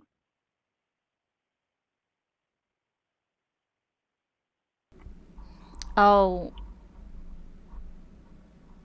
Hello? Are you okay? Am I okay? Yeah. I feel like we're going into therapy right now, so you want to tell me about your problems? You're awesome. I feel like white men have been targeted in this country for the last, 15 to 20 years. Oh, gosh. In what way? Where do you want me to start? I mean, you got to tell me, man. I'm just a sad white woman, so I wouldn't know your plight. Okay. Well, I can start in my military career. You want me to start there? Sure. Keep it brief. Sure. Yeah. I mean, when I was in the military, I performed better than some of my colleagues, but they got promoted above me because of their color. Oh.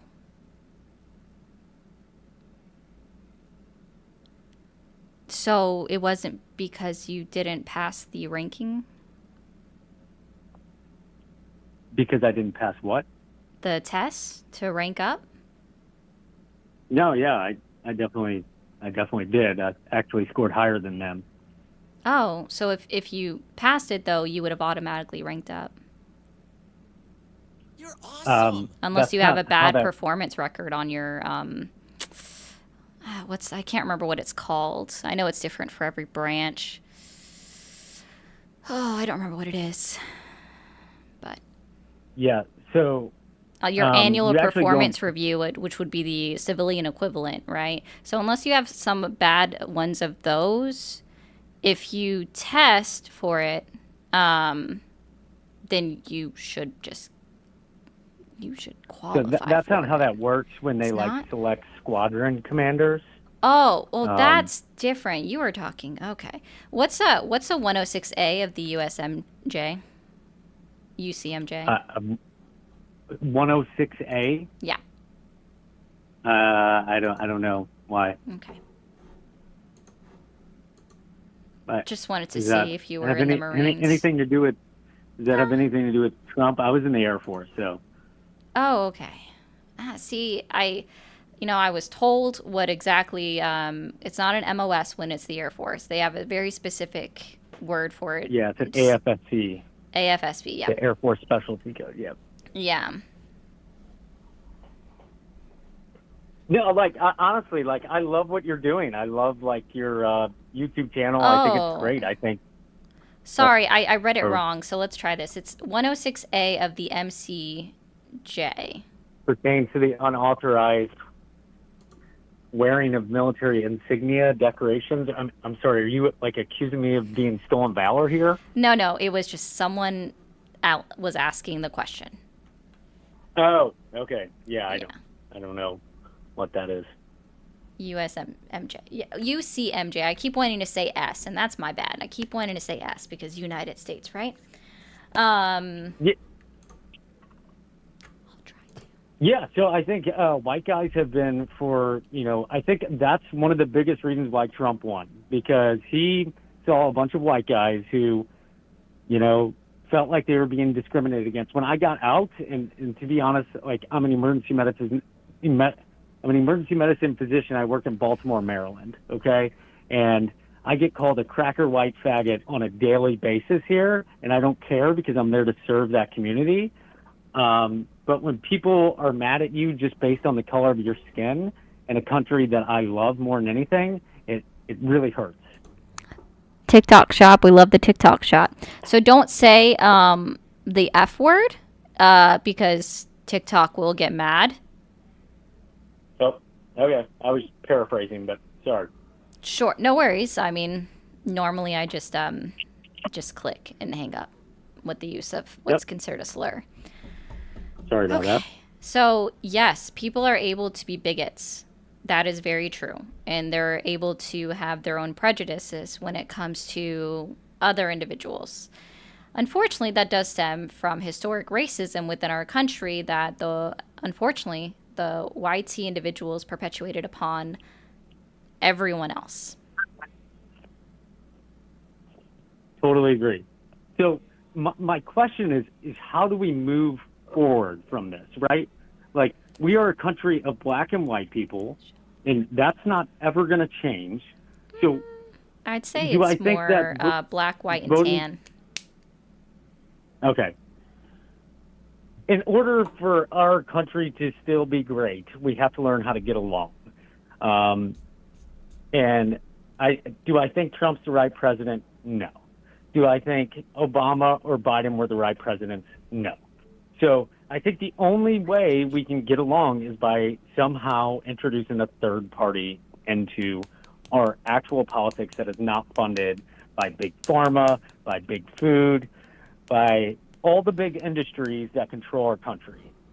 And I think that's where this conversation ultimately needs to go, because there's a lot of young people in this country who love this country and are patriots, and they want it to be good for them and their children as well. And it's not, I'm a black, I'm a white. No, dude, we're Americans, and we love this country. I don't know. Oh, did you hang up? Oh, no, I'm still here. Okay. That's my soapbox. Thanks for letting me rant. Awesome. So what I'm gonna say is that sorry,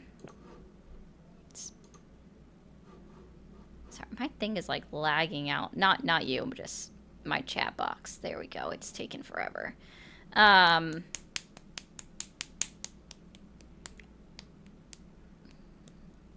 are, I guess, white men being discriminated against on a national basis? I mean, you know, I can only give you my pure anecdotes of my life and what I've experienced. I can't, it's impossible to trust any statistics from anywhere anymore. And the reason why I say that, for example, you know, when I went to medical school, we were not allowed to take any Chinese published articles as it pertained to medicine and how we practice in the United States. Okay? However, when COVID-19 came out, the CDC, our CDC, published a Chinese study saying to not use NSAIDs in the treatment of COVID or steroids, not just non-steroidals, but also to use steroids, not use steroids. Our CDC published a Chinese study. It clearly was proven to be wrong. Like, steroids became the mainstay of treatment for treating COVID. So, like, I don't know. I mean, where do I pull, you know, national data for you to show that white men have been? I mean, here, I'll show you the national data. It's the most recent polls that were taken, and that's why Trump won. I mean, that's the only reason why Trump won, is because white guys are like, hey, we just want to get along with everybody, but you're not going to point at us and call us a racist when we've never been racist in our entire lives. I've served with nothing but black, brown, tan people, and we never had a problem until this all came about. Yeah, what we did was wrong. There was a lot of wrong things that happened in the past, but it's not about your past. It's how you move forward from that, right? Well, can I ask you something? Sure. Does your closeness to an individual automatically mean that you like them? Closeness and to proximity. I mean, I'm married to a brown person, so. No.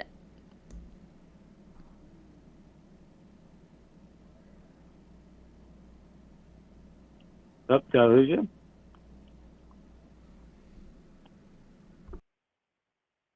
Hello?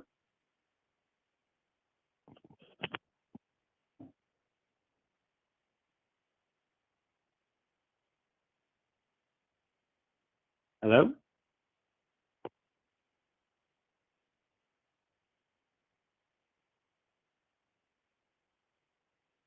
It used to be golden, I think. I don't know if it's still up there. It was white savior. And that's what this is screaming.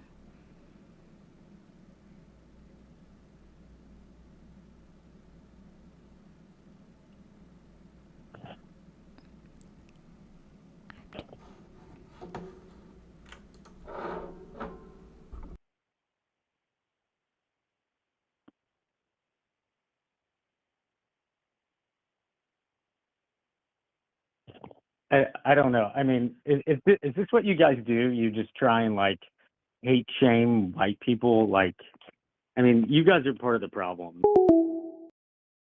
I'm literally white.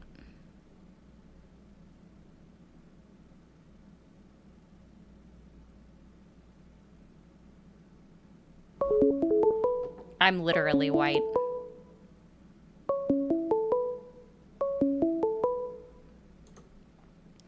Thanks for calling the stream. Are you there?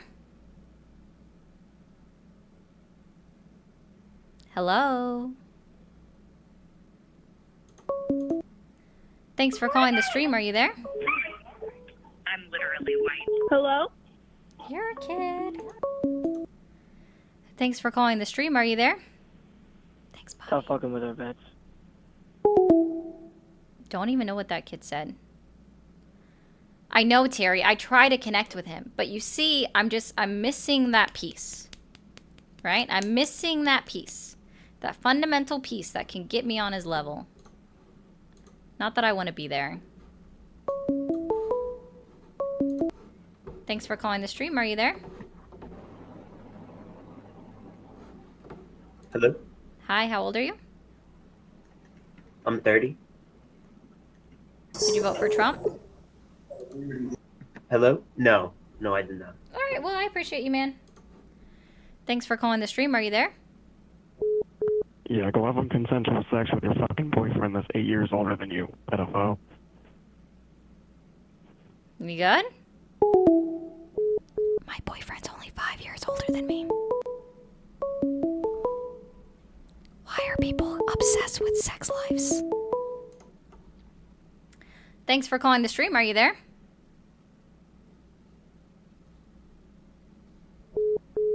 Hello? Okay.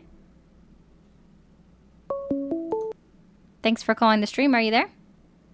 Hi, streamers. This is John calling from New Orleans. Okay.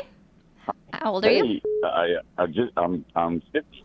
I just started listening to you recently, and I find it very interesting, and it's fascinating to see how you control your listeners. It's great. I'm impressed.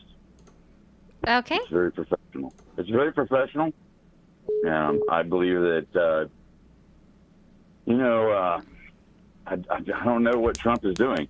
I don't know what he's doing. Don't know what he's doing. Voted for him. No, I don't know what he's doing. He has resources. Perhaps he's doing something that he needs to do. What do you think? I think that Trump is kind of just being a piece of shit. Like, he's violating articles and amendments of the United States Constitution, which I inherently don't agree with, right? He's doing an overreach of power. Very possible. Very possible. I just don't agree with a lot of things that he's doing. And I honestly think that it's the most American thing to do, which is to speak out against your government. I appreciate that. I think you're doing a great job at it, and I highly recommend it. And I wish more people would reach out the way you're doing. And I'm really impressed.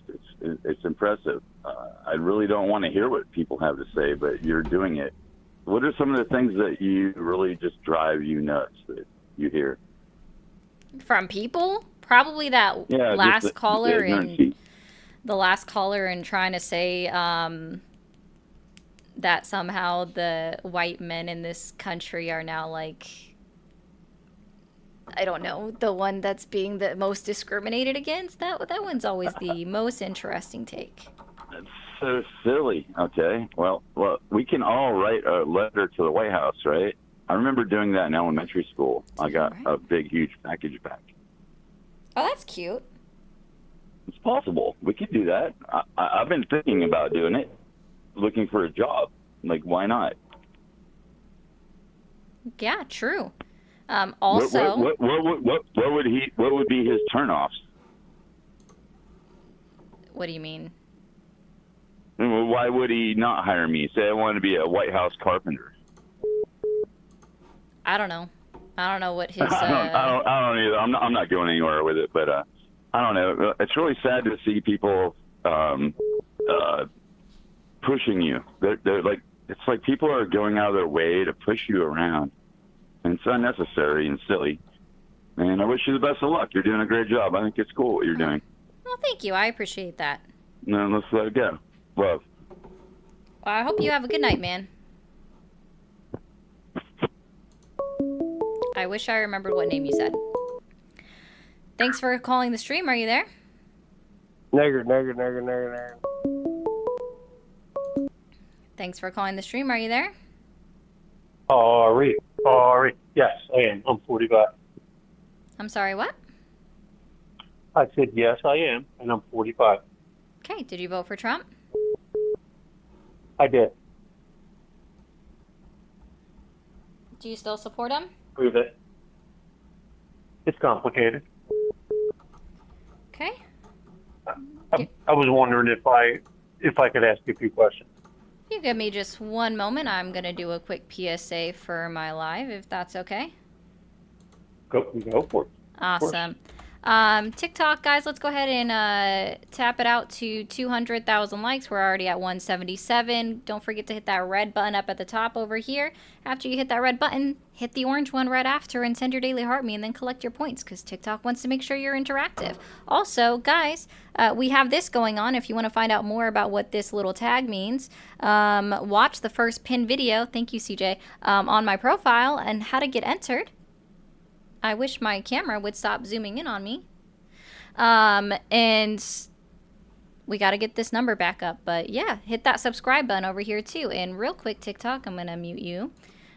Friendly reminder as well, over on YouTube, if you send a super chat or become a member, it does go right up on the screen, just like Verna's is up here. Also, we have Twitch subscribers open. By the way, if you guys didn't know, if you have Amazon Prime, you can get a free subscription on Twitch through Amazon Prime. Just so you know. And don't forget to hit subscribe. All right. What question did you have?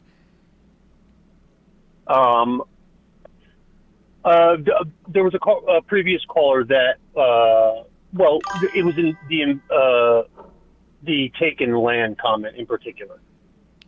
So I wanted to get your take on. Thank you, Jason. So, the Soviet Union, right? They break up. Putin is now trying to take back Ukraine, right? So reconstitute the Soviet Union. At least that's what that's his rhetoric. That's what he says he's trying to do. So where does that fall in your opinion of taking land? Because from what I've read about the different tribes of indigenous people that were here, I mean it's not so cut and dry, right? There's obviously multiple tribes. And there are different accounts of what people ran into when they came here. So I want to circle that back to the Ukraine conflict because obviously it's terrible. But how would you categorize that if not for would that be taking land to you? Yes, because in 1918 was the very first time that Ukraine actually declared its sovereignty, and it wasn't until 1922 that the Soviet Union decided to basically conquer them or absorb Ukraine into the USSR. So even before Russia and the USSR came into Ukraine, right? Right. They were a sovereign country first. So the fact that Russia wants to take it back is already incorrect because they were their own country prior to the USSR. Correct, but also like provinces and like Crimea, for example. There was a bunch of different areas that wanted to be, at least from the accounts of the people that lived there, wanted to be under, part of Russia again. So actually, if you read up on it, it was only about 22% of the population voted in the election that was held within Crimea after Russian separatists had already came in and kind of overthrew the independent government that was held in Crimea. Did you know that Crimea had its own constitution? I didn't. Yeah. So Crimea was actually similar enough to the relationship between Greenland and Denmark. Was the relationship between Ukraine and Crimea. So Ukraine was basically Crimea's protector, but Crimea was operating separately with their own constitution. And so it was only about 22% of their population that was forced to vote at gunpoint that voted for going back to Russia. And that was the excuse that they used. That's actually the accounts that we have from people that were able to either escape Crimea or get word out to people. We also know that Russia's been committing a type of ethnic cleansing within Crimea since taking it over. And I'm not defending that at all. This is all in good faith. It's obviously nuanced, right? So just like the 22% are held at gunpoint, there's obviously pressures from both sides. And I don't know. I just have a hard time. A hard time with, there's no borders on stolen land. Just because of the vast number of empires And yeah, go ahead. I wouldn't say that there's no country borders or internationally recognized borders. What I said is that no one is illegal on stolen land, because even if we look at a case, United States Supreme Court case, Arizona versus the United States of 2012, it was determined that anyone that crossed through a non-port of entry is inherently not a criminal, so therefore they're also not illegal, which is why we typically see individuals such as myself using words like unauthorized or undocumented in place of illegal. I just got tired of correcting everybody all the time. Oh, okay. So it's literally verbiage. It's not actually. Correct. You're saying illegal as the word rather than. Okay. Yeah. All right, and then again, there was a couple of calls that were really interesting to me. So, what Amnesty? So, according to some of the right-wing pundits that I happen to listen to from time to time, there's apparently a push for mass amnesty, which I think both me and you agree with. Correct? Is that your stance? Yeah. No, I agree with amnesty. What confuses me about amnesty or the immigration as a whole is it seems like it's flip-flopped over the years, right? Like as I was growing up, immigration was always like a Koch brothers project, like forever. It was always the Republicans. It was always big business. It was always the right that was pushing for, more lax laws on immigration because they were getting cheaper labor. And it just seems in modernity, it kind of has shifted to the other way. What are your insights on that? Because there's a couple of issues that I think have flipped recently, especially under Trump, or since Trump entered into the political fold. Yeah, no, I mean, people forget that, and Ronald Reagan is the one that most people would compare Trump to, right?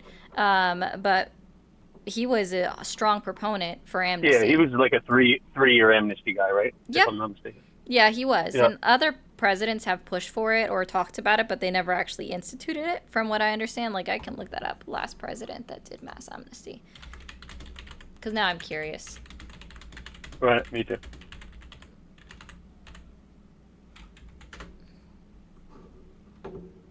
Yeah, it was Reagan. Reagan. Yeah, that did mass amnesty was Reagan. So that doesn't really surprise me. That's what I was thinking it was going to be. Right. They've kind of just talked about it, but they've done other programs as well. So I know there was a program that was instituted under Obama, but I don't remember what it was because it wasn't specifically amnesty. Amnesty is just another way of doing it. There's another process to go through as well. I just can't remember what that name is right now. And I know it's super divisive too, but like the last caller that you had, and it's really, really frustrating to me as well. But I do feel like for the first time in this country, not that they've taken a step back, but like, let's just say instead of occupying the first 5 spots in the hierarchy, white men now maybe take up the first 4.5, right? So what every other demographic group has felt for their entire lives, I think that white men are feeling just like the smallest percentage of that, and I think it makes them uncomfortable. And instead of vilifying that, right, I think that's actually something that all of us can identify with and kind of rally around, right? I mean, I'd love to hear pushback on it, but I don't know. It makes them uncomfortable. I agree with that. It should make everybody right. It should make everybody uncomfortable. No, I don't think it should make everyone uncomfortable. I think it's if your demographic group it feels like they're slighted in any way, I think it should make every group feel like that. No, but go ahead, push back. So what I'm going to say is that there's a point. Like, the last guy was specifically upset at ever once being accused of being a racist.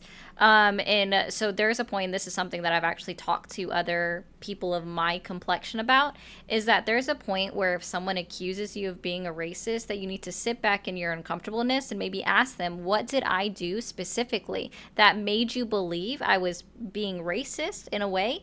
And explain that to them, like, have that dialogue, because the only way that you're going to know what boundary you may have crossed is to ask the question, what did I do to you or maybe someone around you that what action was given or taken that made it seem as though I was racist?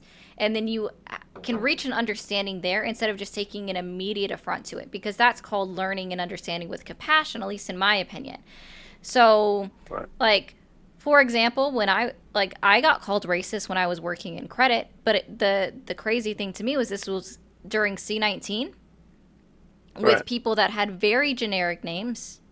And I only spoke to them over the phone, and they would accuse me of being racist. And it's like, I honestly don't know what you look like. I don't even know who you are. I have no idea what you look like. Don't know what you look like. You have, like, Sheila Jones. And your name is Johnson. Yeah, or like, how Johnson. Like, just something like that, right? But I've had conversations with them, and I'm like, so what is it that I did specifically? Did I use a word that made you feel like I was racist? And it usually boiled down to, no, you just denied me for credit. And then it comes to a further explanation of, well, these are our policies and these are the criteria that our system automatically looks for, and it's not something that I am deciding for it, right? Because when you have a system that automatically says you're approved or denied and what amount you're approved for, that's out of your control.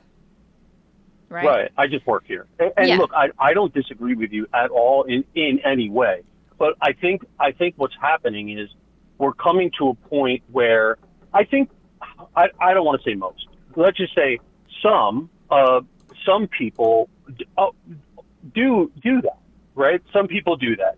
And I feel like there's so many times that someone can explain themselves or articulate their empathy, and then somebody like Trump comes along and says, well, DEI is the problem, or whatever the hell the rhetoric is, and they attach to it, and it strikes a chord in them, because they're I want to give people the benefit of the doubt. They're at least the people that I know are good people, and they want to know if I'm a huge believer of, like, I don't care. I'll change words, but no matter what word it is, I'll change it, right?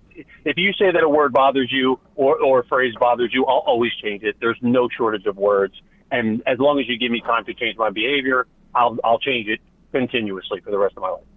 Oh, no, and I feel the same way. I've had, I've spoken to a lot of young Black men and women on this app that I'm on, and specifically they'll point it out if I'm using a word or a phrase that falls under AAVE.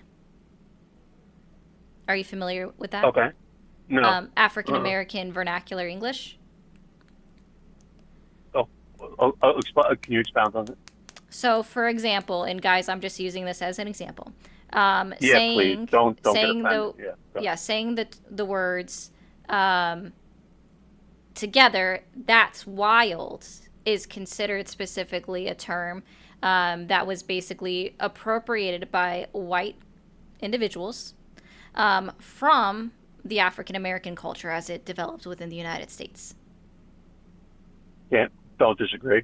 So that's just one thing. And so I try to, I take note of that, and I try very consciously to curb my language, to change the way that I speak, the words that I use, when it's pointed out to me in the type of repercussions that it can have. And yes, Benita says very clearly in the comments, woke has also been weaponized, when it used to just be a term that was used by the Black community in America to describe being aware, right? Let me tell you, I'm sorry to cut you off. You got me to interrupt. But, stay woke was, when I was growing up, was a specific, it had nothing to do with the political landscape. It had nothing to do with, trans ideology or anything like that. I remember when that meant something completely different. Different, and it was captured, and it was used, and now it's used, for political attacks. But I know exactly what you're talking about. But at what point, I think one of the criticisms of the left is when the amount of words and it becomes overwhelming to some people at some times. Right? Not everybody has the capacity to take that information in and then change their behaviors quickly. And I think when the volume of it becomes overwhelming to some, they tend to lash out in different ways. And that's how we get people in office that we have now. So it's like, how do we rectify that? Because at some level, appropriation, and I'm probably saying this wrong because I don't know the exact definition of it, but it's beautiful on some level, right? Sharing of cultures is kind of like, when I was young, that's what this country was built on. That was part of the beauty of it, is that we're swapping back and forth. I can see that. Isn't that part of it? Can you agree that, or that that's kind of part of assimilation on both sides? And I'm not just saying assimilating to European culture. I'm talking about both ways. Like if and excuse me for anybody, you know what, I'm not even going to say it. But any of those acronymed words that you were saying, I look at that as a positive, and I could be totally off base, but again, I'm coming at this in good faith. Yeah, no, I don't think you're being bad faith. Benita also wants to explain as well that originally, of course, woke just meant stay aware. Being woke or aware of yourself in other cultures was just being inclusive. She does want to ask, where does culture come from? Culture? Yeah. I believe that there's multiple parts of culture, right? So culture encompasses real quick, guys. In my opinion, or what I know from I worked in the music business, so I was explained hip hop culture multiple times. It's food, it is music, it's dance, it's expression. Mm-hmm. Do you want me to expand on that a little bit more, or is that enough to get where we need to go? It's also going to be their history, right? Like, oh, okay. Sorry. No, you're sorry. good. So like, it's going to be their history. Their history, what they came to, what they learned to do. And of course, so I'll go ahead and answer this one for Benita. She said, where do we get variety? Sorry, Benita. We get variety from seeing a bunch of different people coming together. And I think that's what's important, right? And I think variety is what's needed in this country. And for the guy that keeps sending me a text message, I don't know who you are, but this is my last caller of the night. She just said about boundaries. Jesus. It's not the other person, but it's not the other person. Okay. Not tomorrow. Call on Friday. The number that just texted me again. Call on Friday. I'll be back here on Friday. I do this to make a special place for you. I'll try. Yeah. Diversity of opinion, innovation. Yeah. All of these things. You are correct, Benita. I agree with you. But yeah, so, and I think that's where we have a general misunderstanding of what DEIA is and how it's been portrayed to be like this huge racist thing, specifically that disparages white people, forgetting that DEIA actually majorly benefited white women. Affirmative action, which was the only thing that actually set quotas in order for hiring or for college enrollments, was done away with by this makeup of the United States Supreme Court in 2022. And that's just kind of like, these are the things that people have now been used and weaponized against just trying to bring the cultures together and bring a more diverse workplace. And it's just, I don't know. Like, these things are all being pushed as like something that's bad when they're really not. And oh, thank you, No Name. Oh, somebody just sent out 5 memberships. Thank you, Alan, so much. I want one. You know what? The craziest part about it is, like, when I hear the rhetoric about DEI being bad, and I also hear the explanation of why DEI is let me rephrase that. Why merit-based hiring or merit-based inclusion is good, and why DEI is good. To me, they both make sense, right? Like that should be, honestly, that's what we should be aspiring for, right? Is to have a mixture and a multicultural workplace but also hiring the best candidates for the job at the same time. And I don't think they have to be. I don't think they're mutually exclusive. So they're not. And that's Right. what I think is like a primary like misconception about it is that all DEIA pushed out was for workplaces to teach about inclusivity, right? Diversity and coming together as people, and also specifically posting the jobs for more visibility to be had on the job and not just primarily like all in the same place. So like just posting it on LinkedIn or ZipRecruiter, or, the things that we have nowadays to post our jobs, right? But that's DEIA. Affirmative action was the only thing that had a quota that would have technically skipped by a merit-based system. At the end of the day, under DEIA standards, it was still merit-based. It was just about posting it in other places for more reach. What does the A stand for in DEIA? Accessibility. Oh, okay. So right. that makes sense. Yeah, and that's something that people forget that was a part of the acronym, but it's actually within Donald Trump's executive order that's a part of the acronym is DEIA. So like it's within his executive order where he was ending it at the federal level. And all these things were instituted specifically to try to overcome the institutionalized racism that we have within our country. And it's systemic, it's inherent, it's something that we've all grown up in, it's something that we live with on a daily basis, and it still exists in today's society. I don't disagree with that. One bit. I've seen it with my own eyes.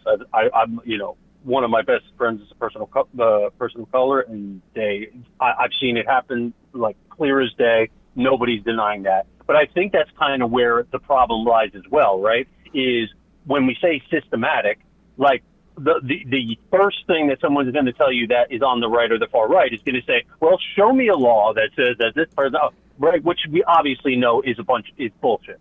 But sorry about the language if that's not allowed on TikTok. But it's also the same on the other end too, right? It's like, yeah, of course there's no laws that state that, but that doesn't mean that the reverberation doesn't last from a time when there was redlining or when there was laws that were on the books.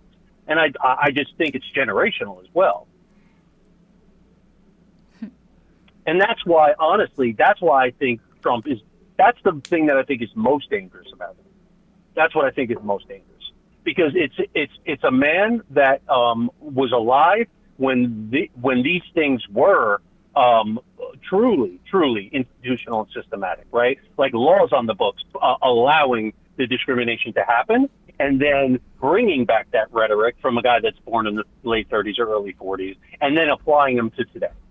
That is really the most dangerous thing, I think, that he brings to the table. That and the language that he uses. So even like when he was talking about Washington, D.C., and he was specifically talking about building low-income houses in communities that used to be on the up and up, it was kind of a slight. And I'm not laughing at it. I'm just laughing at the ridiculousness of it. Yeah, I don't remember the exact verbiage that he used, but this is me paraphrasing, just so everybody knows this is me paraphrasing. I can't remember exactly how he said it.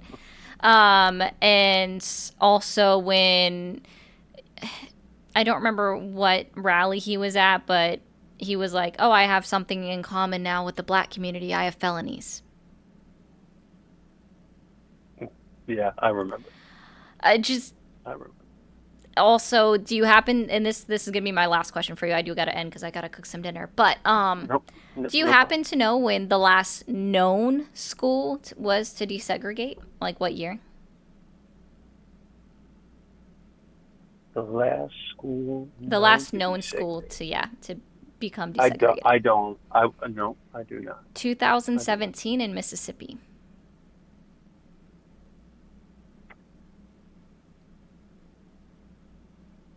I have one question, and then I'll let you go, and it'll be a quick one. Sure. What is your opinion on the people of color that are in defense of segregation, that believe that when schools were segregated, that that those communities were more affluent, like before Black Wall Street, right? Before they bombed the places that were making the most money. How do you feel about that? I've heard that in multiple places. I think it's gross myself. I want to hear your opinion on it.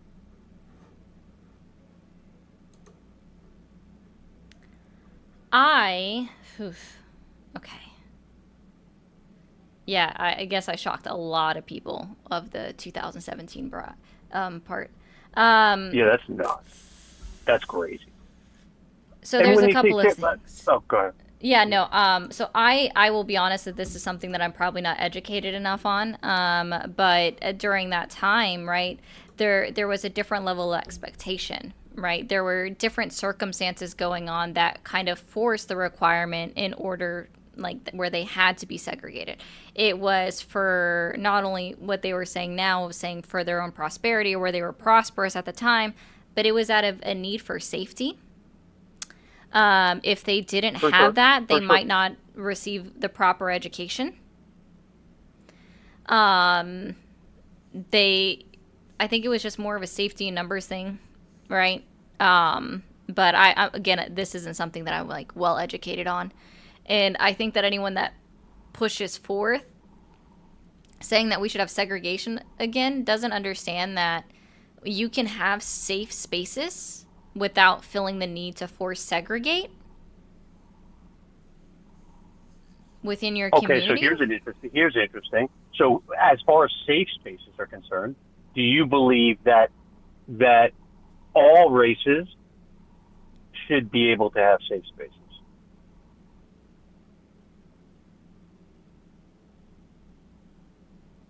I mean, technically. No. Without saying all spaces are safe for certain people, because really, like, because it pushes. I think it pushes you to be like absolutely intellectually honest, right? Because we all know that there's a lot of stuff that's unfair. But do you think that all people should be able to have safe spaces if they wish?